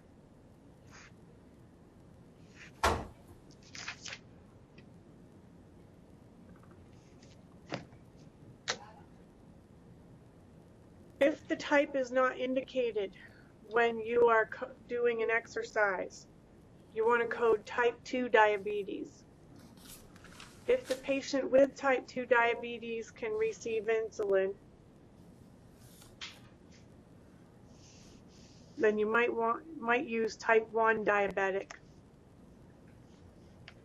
So type of diabetes mellitus, if it's not documented, you can use type 2. So if you look on page 31 in your guidelines, types of diabetes mellitus not documented, if the type of diabetes is not documented in the medical record, the default is type 2. If a patient with type 2 has diabetes, they can receive insulin. It just means that they may not be insulin dependent. But if they do routinely use it, you might want to code B58.67 like we talked about for long-term use. And that would be under guideline 3, diabetes mellitus and the use of insulin.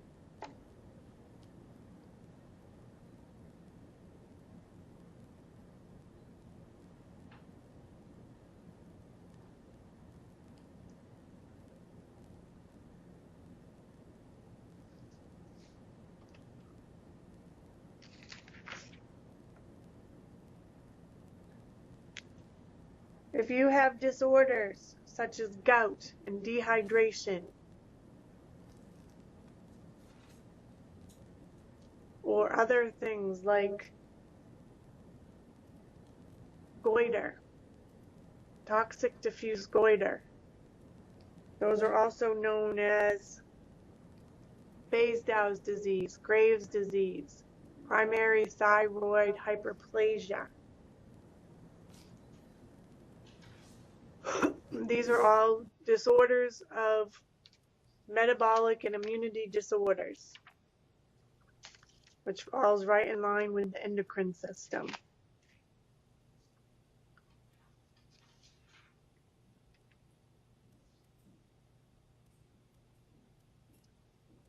Let's move on to chapter 4, which is diseases of the blood and blood-forming organs. Page 299 in your textbook, 33 in the ICD-9 gray book, 16 in the spiral. and 16 in the spiral. Thank you very much, ladies.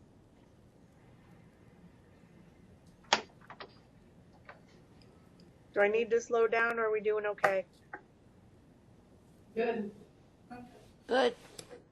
Thank you.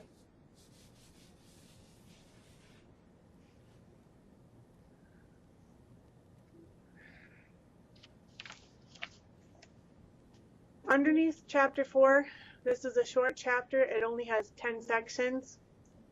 So you're probably wondering what's the long one? I don't know. This chapter will include the anemia, the blood disorders, and the coagulation defects. The most often used code, obviously, is anemia. And you will see that there are many different types of anemia. You have hereditary hemolytic, which is 282. You have iron deficiency, which is 280. And acquired hemolytic, 283. You're going to see multiple coding often, and it will be necessary to use multiple coding.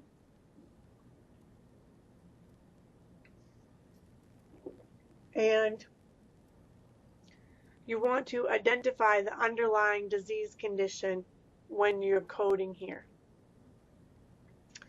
There are actually two confusing anemias: anemia of chronic disease and chronic simple anemia.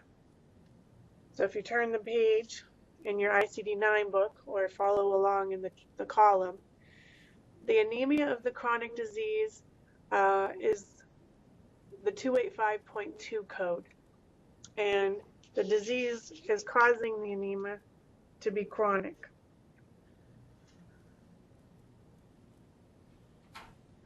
The chronic simple anemia are your 285.9 and 281.9 codes.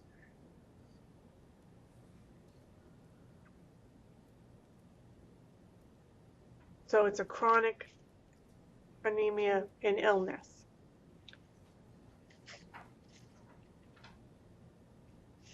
When you have anemia and chronic kidney disease, you want to also know that it's necessary to assign the code from the category 585 for CKD, which will indicate the type or stage of chronic kidney disease. And if you're coding anemia and neoplastic disease, it's also necessary to assign the neoplasm code that is responsible for the anemia.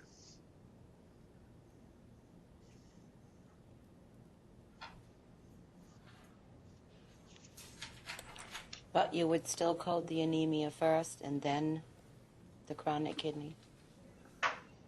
Yes. Okay.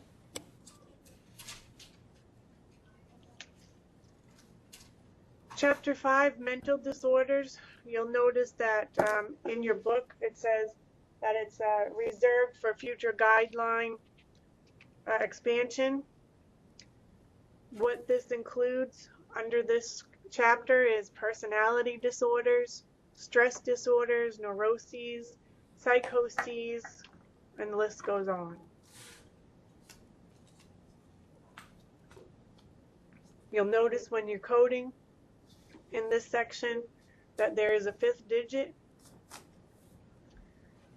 290 through 319. The fifth digit will indicate if it's an unspecified episode, continuous, episodic, or in remission. So take a moment and go into your tabular and look up code 304.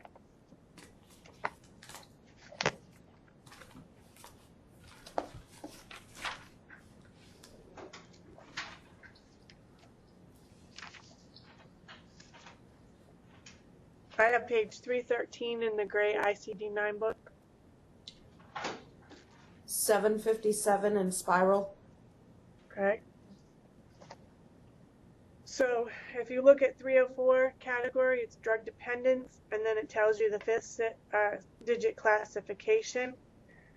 And you'll notice it has 5 circled over to the left of the code, and then in brackets 0 through 3. So it's telling you that that needs a fifth digit to indicate more than what it has there.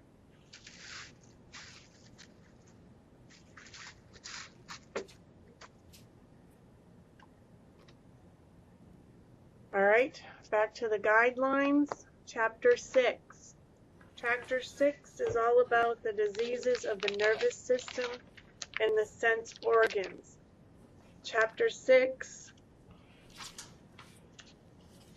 is on page 302 in your textbook and on page 17 in the spiral-bound ICD-9.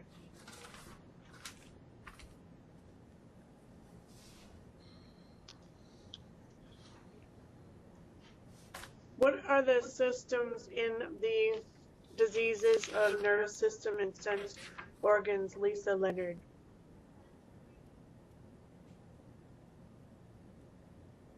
Brain, spinal cord,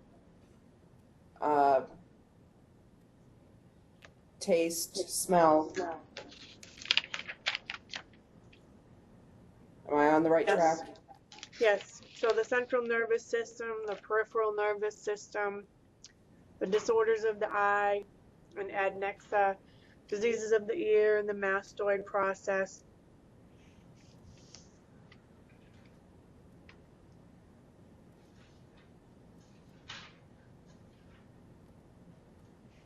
You'll notice in your guidelines it tells you that the 338 category is pain. And it may be used in conjunction with the codes from other categories and chapters to provide you more detail. Is it acute or chronic? Is it neoplasm related? Unless it's otherwise indicated below. You might have acute or chronic due to trauma post-op, neoplasm, or psychosocial dysfunction. This is not for generalized or localized pain, but if it is a pain code, that would be the first listed in primary diagnosis.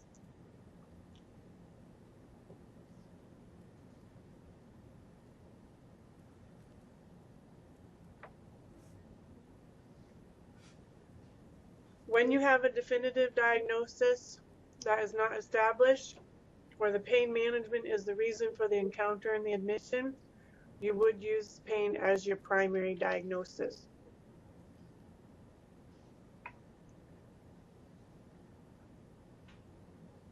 Over on in the next paragraph, that starts when an admission or encounter is for a procedure aimed at treating the underlying condition, such as spinal fusion, you want to code the underlying condition, and then you assign the pain code. Sorry, no pain code.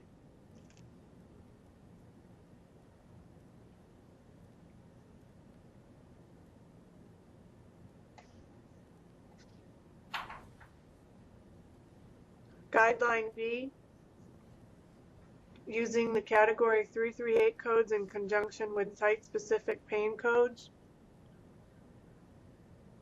You want to assign the 338 code and then the site-specific pain code.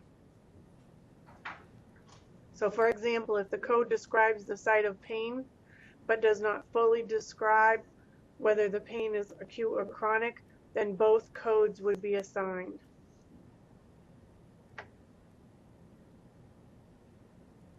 The sequencing of the 338 codes is dependent upon the circumstances that follow below.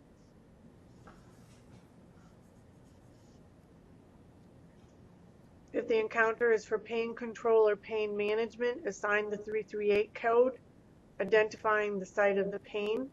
So the example they give you is an encounter for pain management for acute neck pain from trauma is assigned the 338 code, and then the acute pain due to the trauma, followed by the cervicalgia to identify the site of the pain.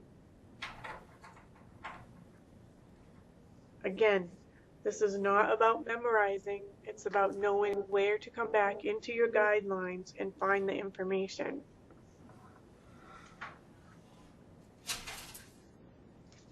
Thank you.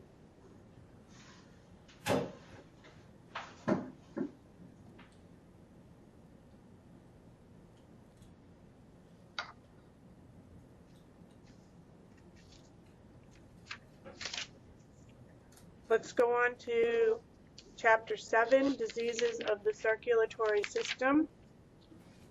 Page 304 in the textbook, 38 in the gray ICD-9 book, and page 19 in the spiral ICD-9 book.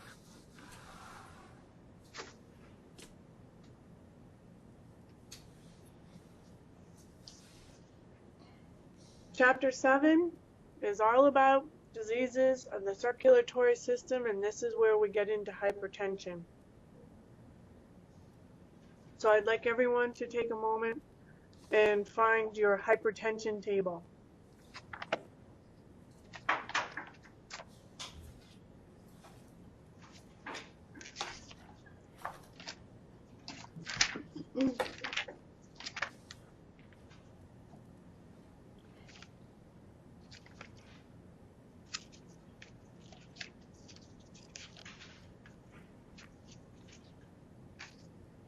It's actually a very short table. 1336. 1336, yes. 287 in spiral. So 1336 in the gray ICD-9 book, and you said 287? Yes. 287 in the ICD spiral. Thank you. So you want to look at the beginning. It starts with hypertension, hypertensive. It is in alphabetical order, and you have 3 columns: malignant, benign, and unspecified. The malignant means accelerated, the benign is continuous, and you have a mild increase in blood pressure that's controllable. There's no irreversible vascular changes. The unspecified, not indicated as either malignant or benign. As you see, the hypertension table is located underneath H. In the hypertension, you have essential or not otherwise specified.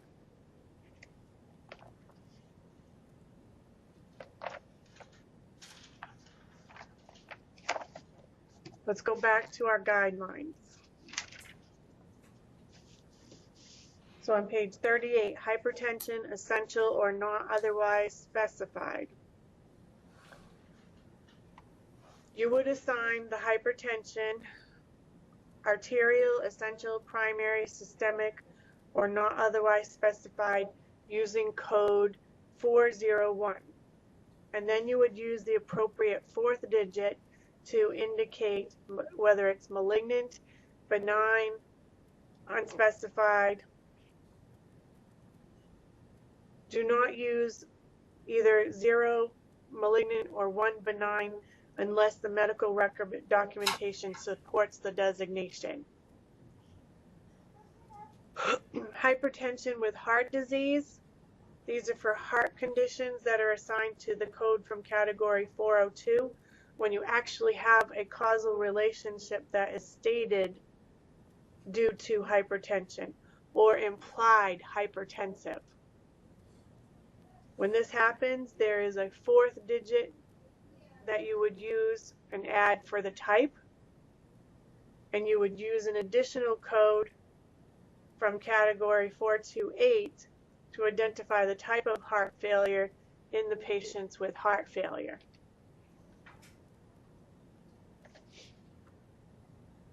Over in the next section, we have hypertensive chronic kidney disease, where we would assign codes from category 403.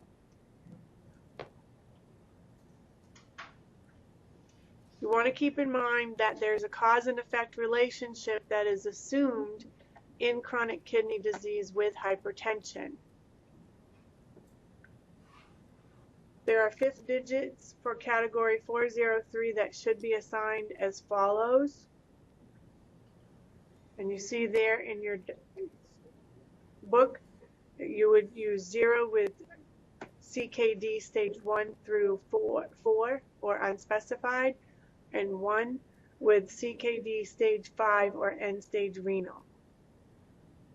Also keep in mind that you would use category 585 codes for chronic kidney disease. These would be used as a secondary code with a code from 403 to identify the stage of chronic kidney disease.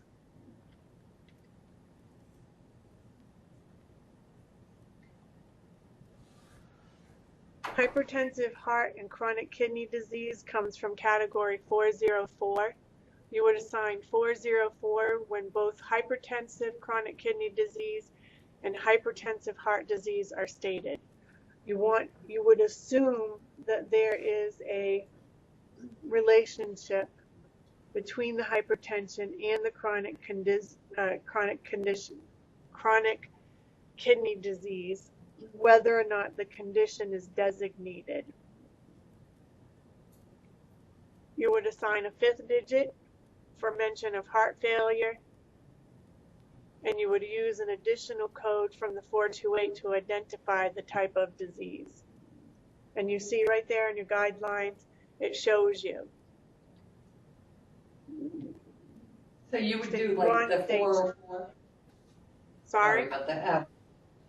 So you'd do like the 404 and then you'd add one of these digits at the end of the 404? Yes. Like the 1, 2, 3 added to the 404. Okay.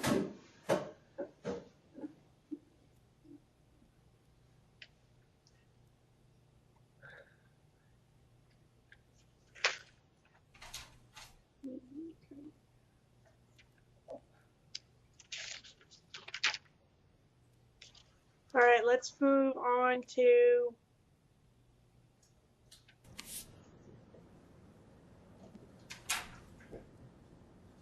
hypertensive cerebrovascular disease.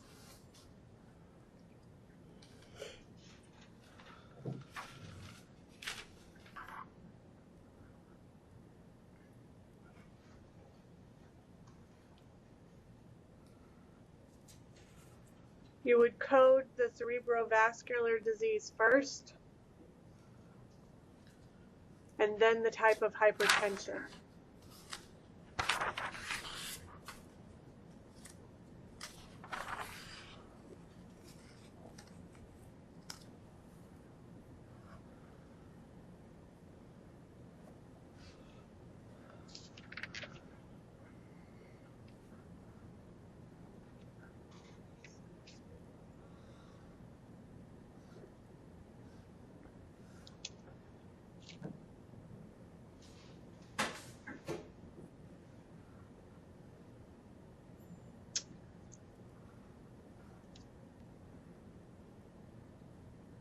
Hypertensive retinopathy. There are two codes that are necessary to identify the condition. First, you would assign the category from 36211. Then you would use the appropriate code from 401 through 405 to indicate the type of hypertension.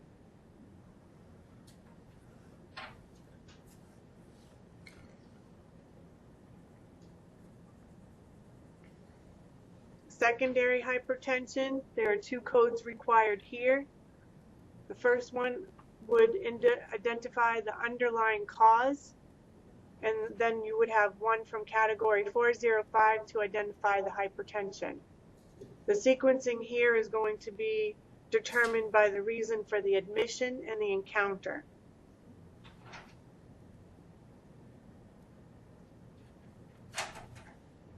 Transient hypertension is when you have a temporary elevation of the blood pressure.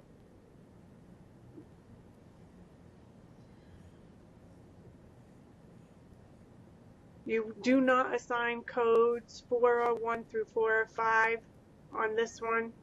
Rather, you would use the elevated blood pressure and then the transient hypertension of pregnancy. Because usually elevated blood pressure reading, you're going to see in pregnant ladies. If we have controlled hypertension, you would assign codes from categories 401 through 405. Your diagnostic statement would usually refer to an existing state of hypertension under control by therapy. If the hypertension is uncontrolled, then it may refer to untreated hypertension or hypertension that is not responding currently to a therapeutic regimen, and you would code from 401 to 405 for this as well.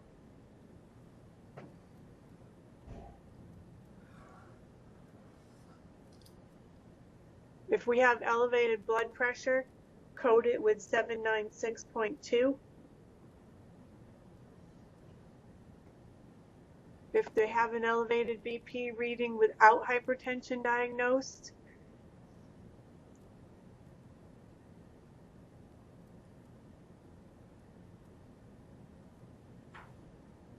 then you are going to code from category 401.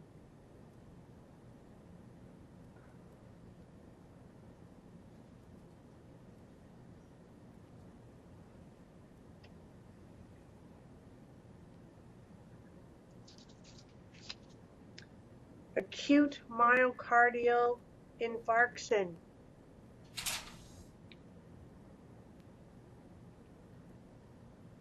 For acute myocardial infarction, this would fall under category 410.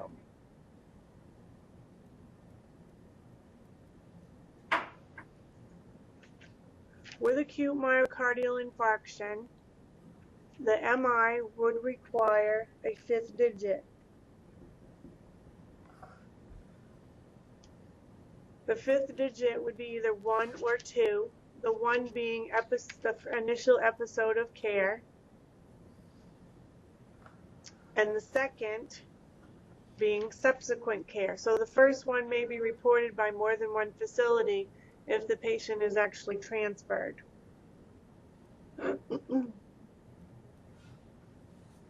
then the second, number 2, the subsequent care, say the patient's readmitted for testing and treatment within the first 8 weeks of the initial episode. That's where you would code a 2. If the patient comes in with a reporting old or healed MI and there's no symptoms, we would code from 412 category.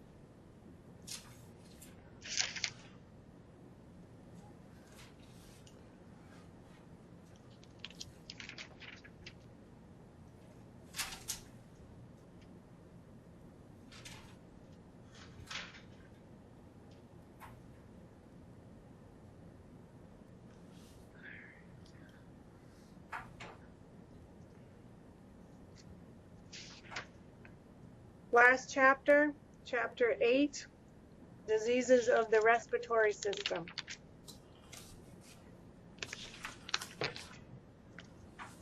Page 310 in your textbook, 42 in the gray ICD-9 book, and 21 in the spiral ICD-9 book.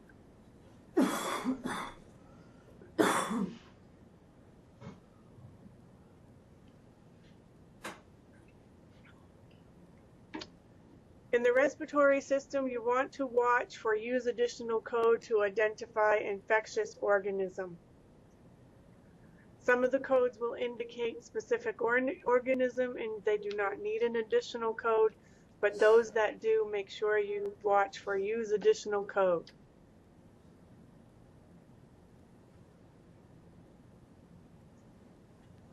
If the patient has respiratory failure, the sequencing for this.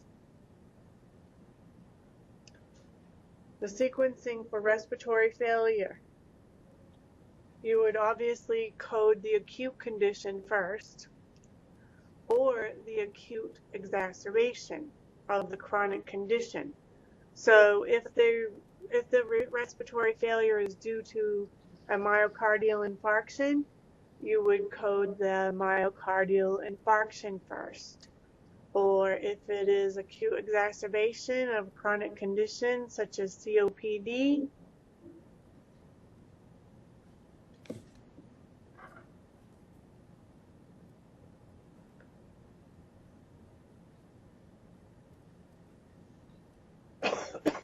sorry.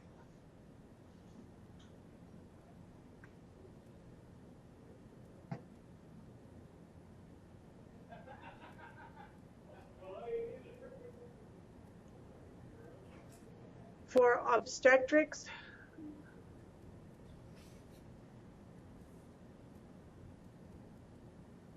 there isn't any specific guidelines around sequencing.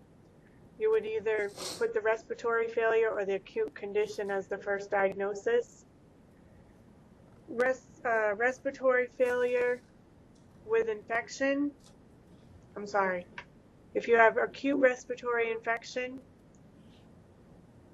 the frequently used codes here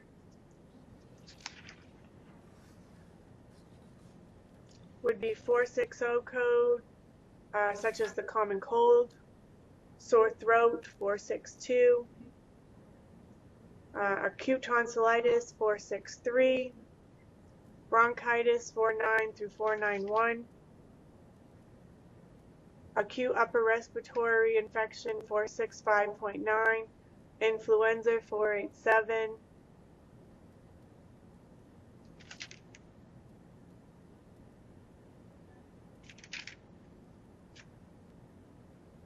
so if you look underneath acute respiratory failure,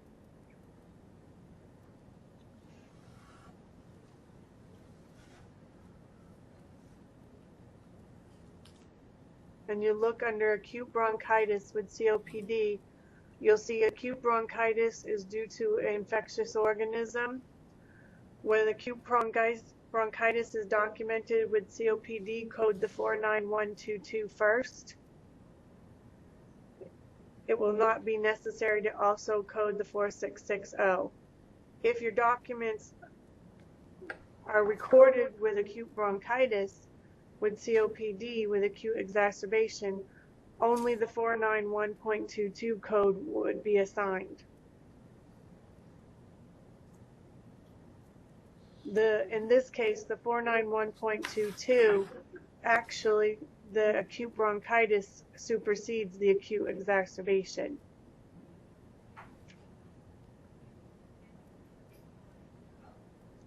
Underneath conditions that comprise of COPD and asthma, the conditions here that are obstructive chronic bronchitis follow under subcategory 491.2 and your emphysema category 492. All of your asthma codes you're going to find under category 493.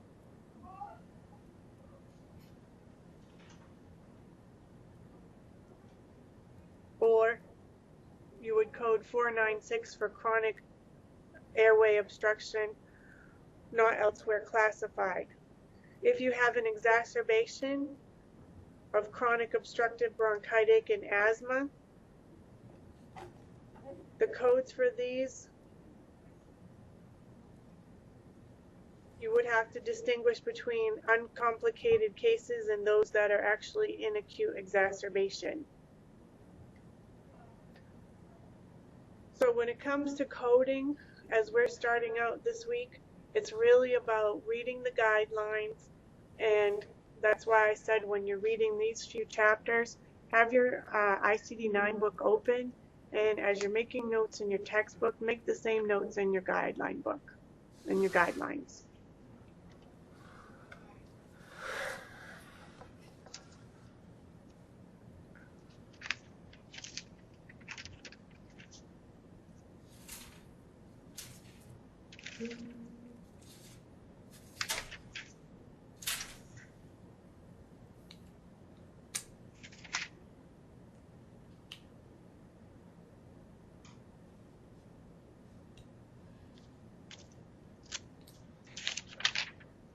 And that is it for chapter 11.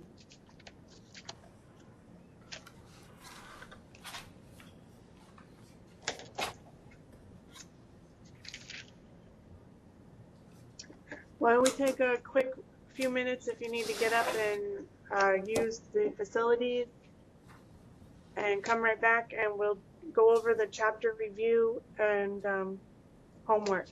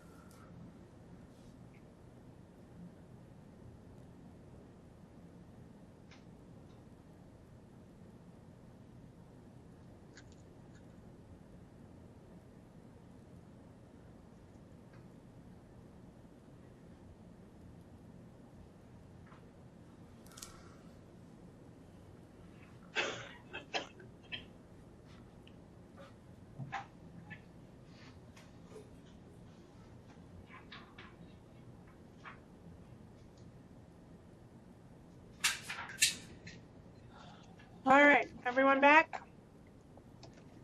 Yes.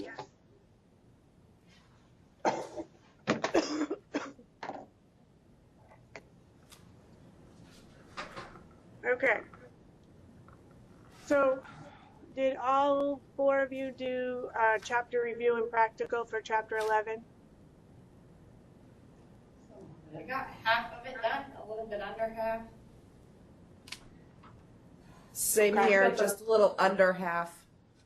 Okay. The practical was where I kind of started. I didn't have time to do most of it. Okay. So, why don't I go over some of them and then let you guys finish them for the part of the assignment? Okay. So, why don't we answer questions?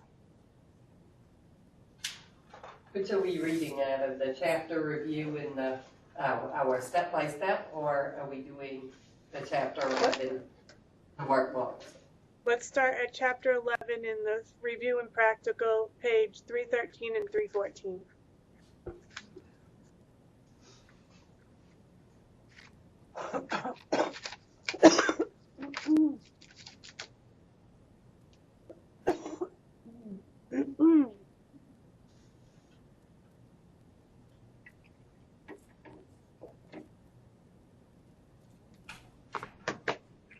Okay.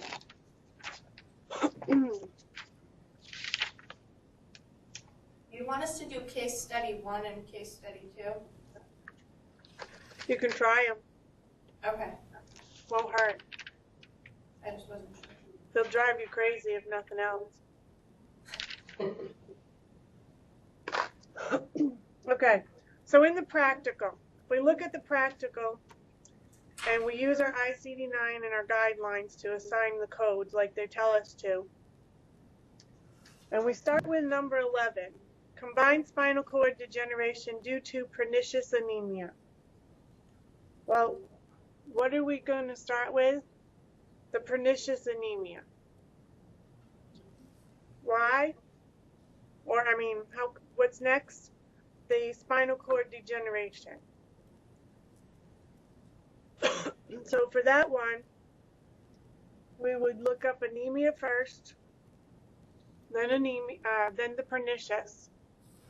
And for that one, you should have 281.0 and 336.2. So again, if you didn't do these, you can write the answers on a separate sheet of paper and then come back and look at them if you want.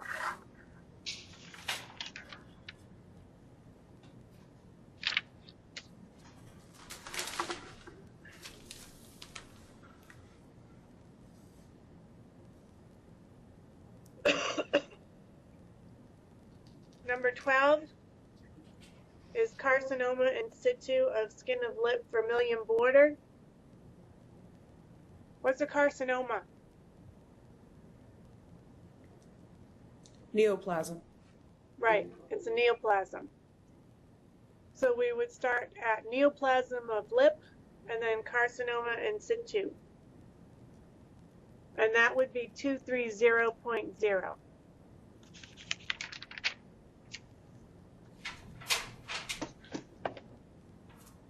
All right. So the vermilion border doesn't matter? Nope. Okay. Number 13, subacute bacterial endocarditis. How would we look that one up? Angel? What would we start with? I guess The what? the endocarditis. Yes, the endocarditis, and then what type? It's bacterial. Did you code for that? No, I'd have to look it up. Okay, 421.0. Number 14 is acute bronchitis with chronic obstructive bronchitis. In this case, it is a combination code. So 491.22. Number 15 is going to start with what? What's our main term there? Emily? Pneumonia. Yes, pneumonia. What type? Streptococcal. The answer for that would be 482.32. 16 is Alzheimer's, and the code for that is 331.0. Could we go over how to get that one? Yes. I had trouble finding that code. Okay, did you start with Alzheimer's? I started with Alzheimer's and I saw that there were a couple different things underneath it and I couldn't figure out how to get to just plain old Alzheimer's. Okay, so if we go in our alphabetic index,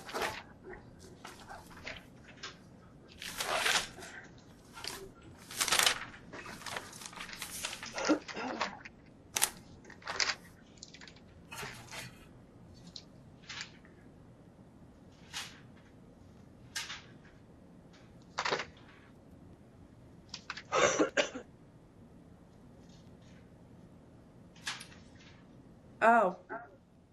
Disease. yes, Front, middle, end. yes. Got it.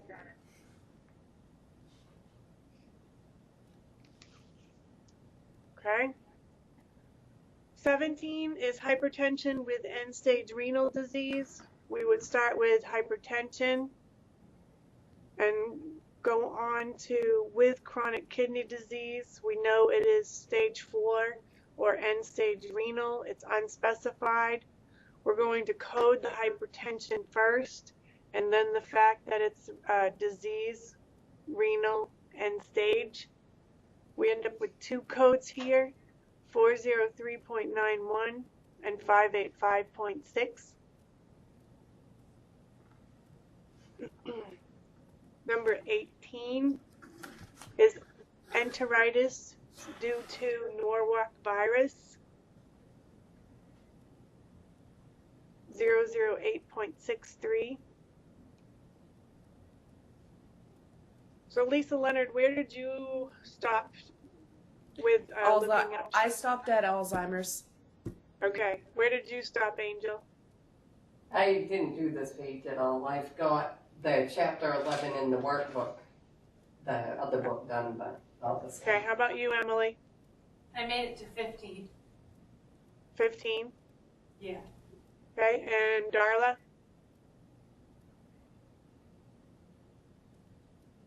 I read the chapter. I thought we were just to read the chapter, and I didn't do the review. Nope, that's fine.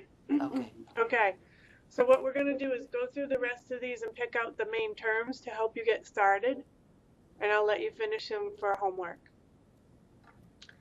So number 19 is pneumocystitis pneumonia in a patient with HIV. Where are we going to start to look up that one, Lisa Leonard? HIV and then pneumonia. Actually, it's going to be the HIV and then pneumonia.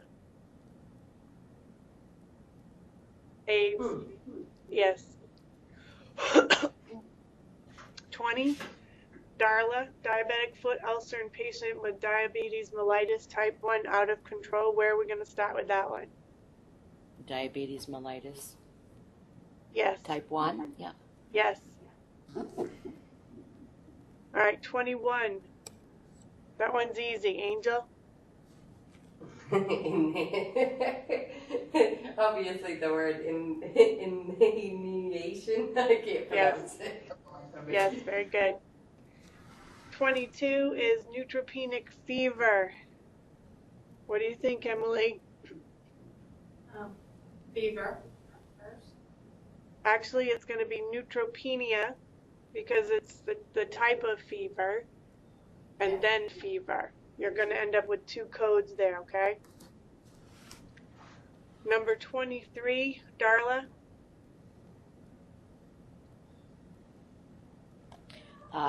Cancer. Gastric cancer. 'Cause Actually, no? remember that we have due to here. Yes, that's what I thought. Do too. Okay. So it's Yeah, going to gotcha. be the anemia first, Yep. All right. and then the neoplasm of the gastric. All right, 24, Lisa. I want to say withdrawal and then That's go correct. to heroin. Okay. Yes. Yes. And what you want to look at when you see this one is that withdrawal is the first one, and it's withdrawal from a drug. And then because it says daily use, what does daily use mean to you?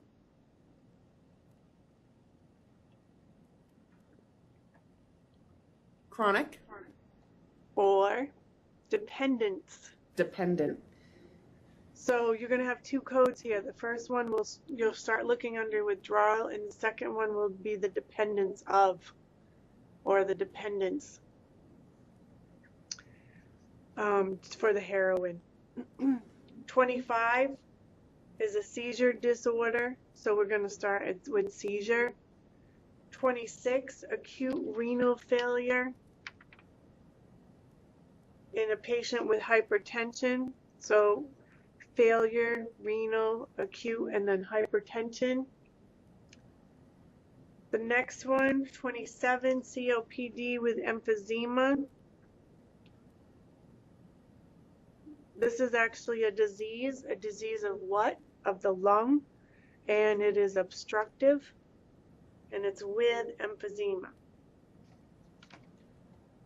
28, aspiration pneumonia. What are we going to start with there, Darla?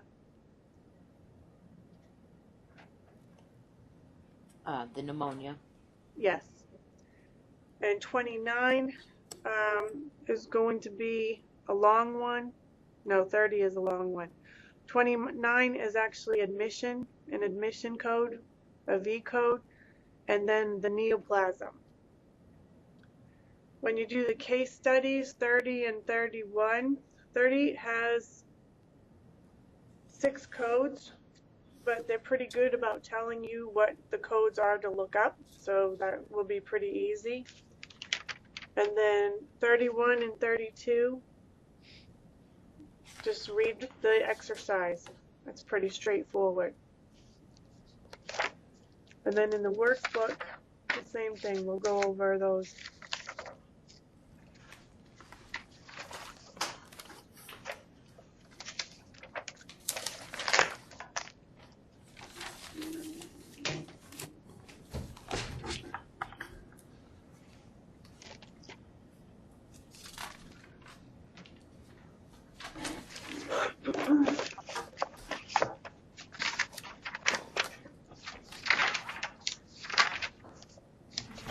All right, so we have quite a few here. In chapter 11, you can just do the even numbers.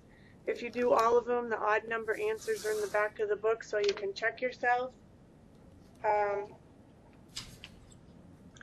don't you take a look at them and ask about any that stick out to you as far as how do you think you might look it up. So take a few minutes, go through the 3 pages and circle ones you think you might have a question on.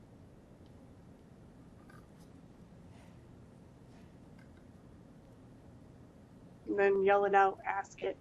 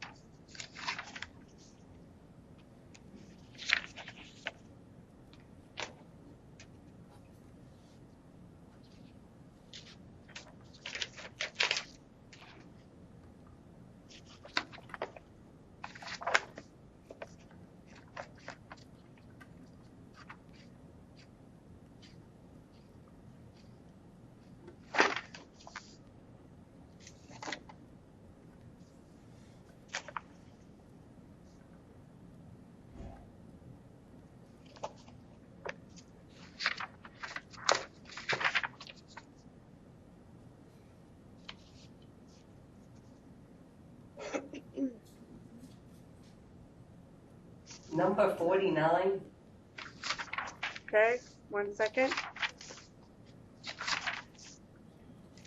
I'm not sure what the initials stand for. Is it initials or an abbreviation or? 49, ASHD of the native coronary artery and COPD. That is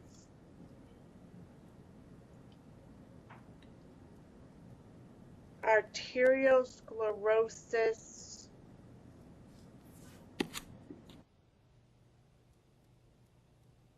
of the coronary artery.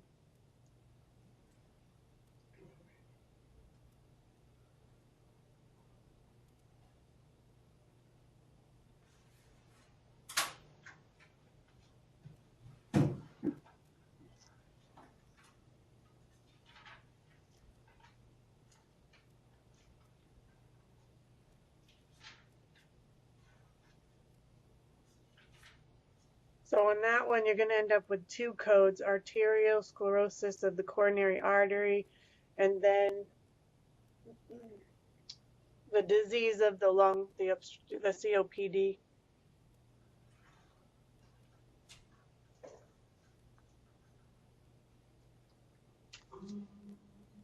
Dorian, you just want us to do the even numbered ones? Yes, you can do all of them if you want. Okay. I just tell you the even numbered ones because you don't have the answers in the back of the book. Right, okay. I looked up the arterial sclerosis, and then it says underneath C, arterial sclerosis. Okay, And it was then under you go. D. Then you go for coronary artery and native artery.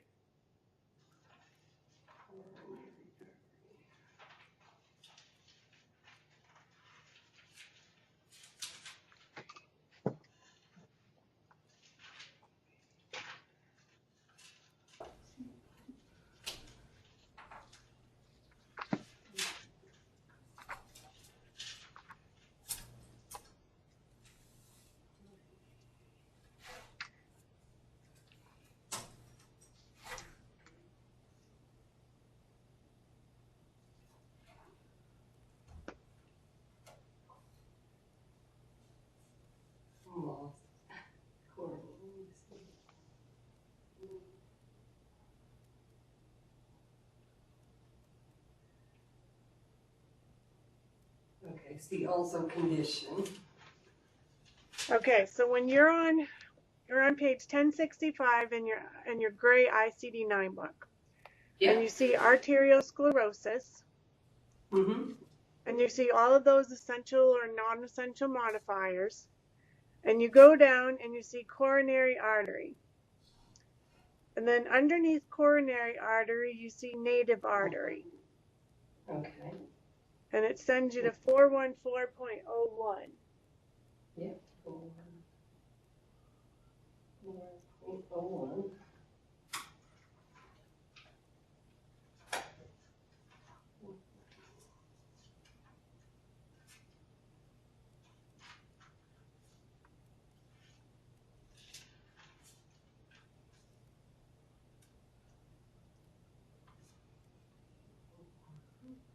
And it says of native coronary artery. Yes. First one, 414.01. And then I'm going to look up COPD.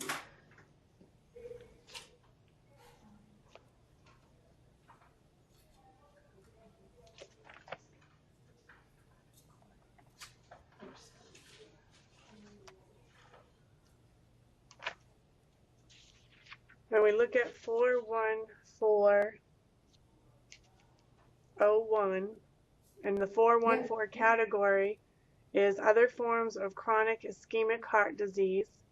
It tells you what it excludes. It tells you the definition. And then it tells you that arteriosclerotic heart disease, ASHD, is 414 subcategory. Yeah. And then it tells you coronary artery and what falls under that. Then it tells you to use an additional code if applicable to identify the chronic total occlusion of the coronary artery. Then it goes on to say what it excludes. And then you keep going down through to see what the other subcategories are. And you find of native coronary artery, because it says of native coronary artery. And so you have your code 414.01. Oh. Okay. Native, I was looking at the transplant for. Right. Oh, So you might want to make a note for yourself in big letters, ASHD, so it stands out for you right next to that, so you remember in your mind that this is what that is for. And make sure you do it in your your alphabetic index too, right next to native artery, ASHD.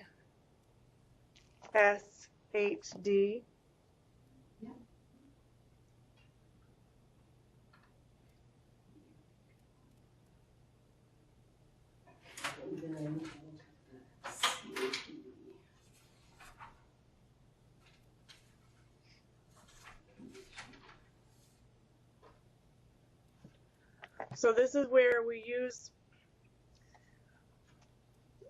make notes for ourselves to be able to remember and go back and forth between the alphabetic index and the tabular.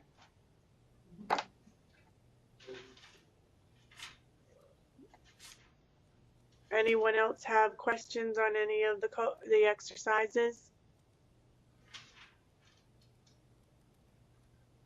I was just gonna tell the girls about the operative reports. I was just looking for those. I found them in the back of the workbook, so.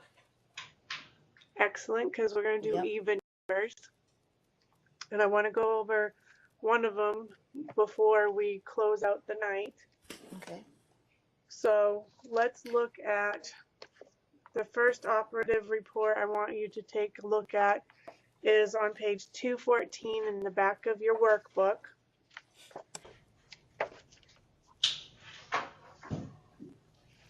Now from here on out, I encourage you to try to do as much of the assignment after you do read, because as we get into the chapters deeper, you will have more homework. So I want you to try to get through everything. If you don't, then we will go through some of it in class so that we can help each other out. But if the majority of you end up not doing all of the assignment, then we'll just keep it as an assignment for you to finish so that we can go over it all together. So page 214, the operative report, number 9. If you look, it says pre-op and post-op. Well, we have the same. It's masked right breast, masked right breast. The operative procedure is right breast masked excision. All you're going to code here right now are your diagnoses. We will be coding the procedures later on when we learn and get into the CPT book.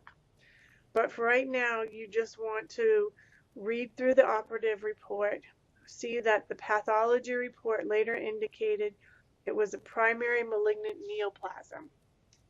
So for that particular one, you will end up with one code.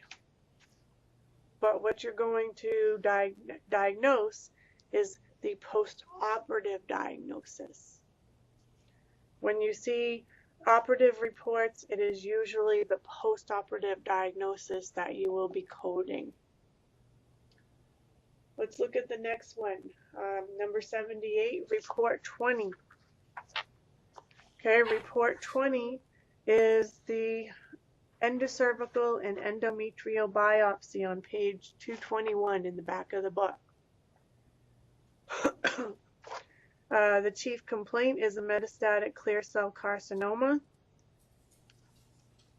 They tell you down below, review of systems, then the procedure is endocervical and endometrial biopsy. Over on the next page, they tell you the impression is a clear cell carcinoma of unknown origin. They tell you the pathology report later indicated, see report 54. So in this case, you do have to go to report 54. And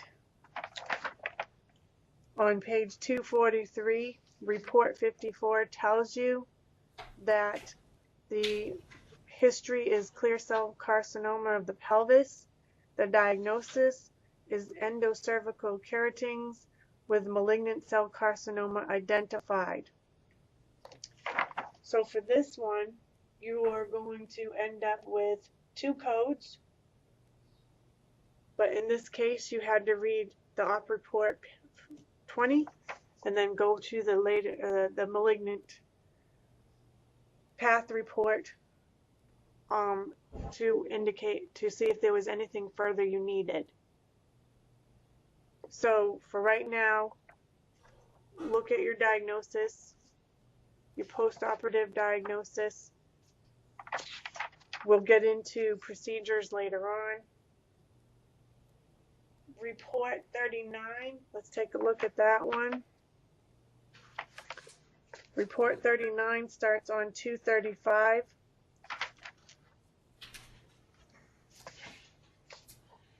Goes over to 237. The diagnosis is morbid obesity.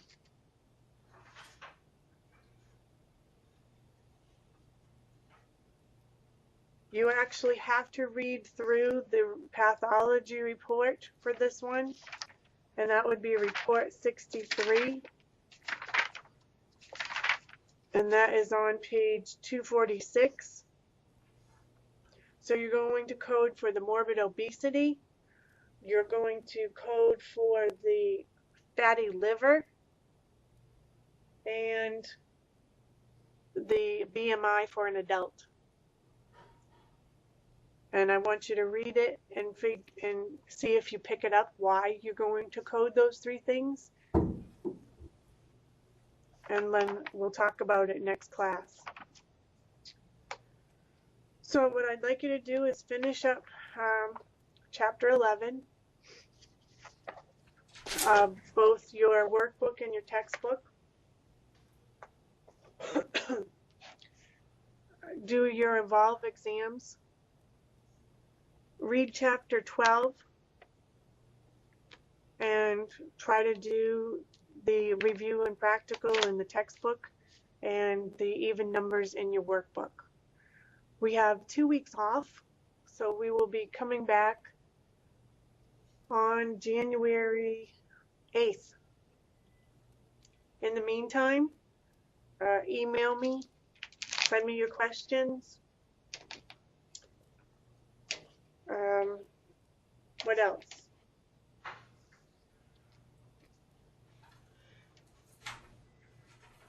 Lisa, what's your takeaway from tonight?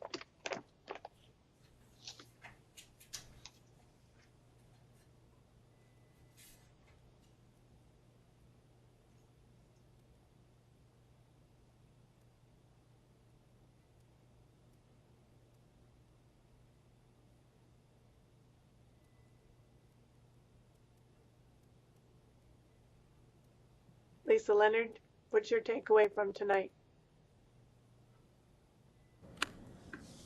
Sorry, I was talking and my mic was off. That's okay. My take on today is that I'm glad I don't have to remember all those 01, 03, or the 5th digits, because they're all in the guidelines, and the guidelines tell me exactly what I need to do when I need to do them. You got it. Well, I couldn't have said it better myself.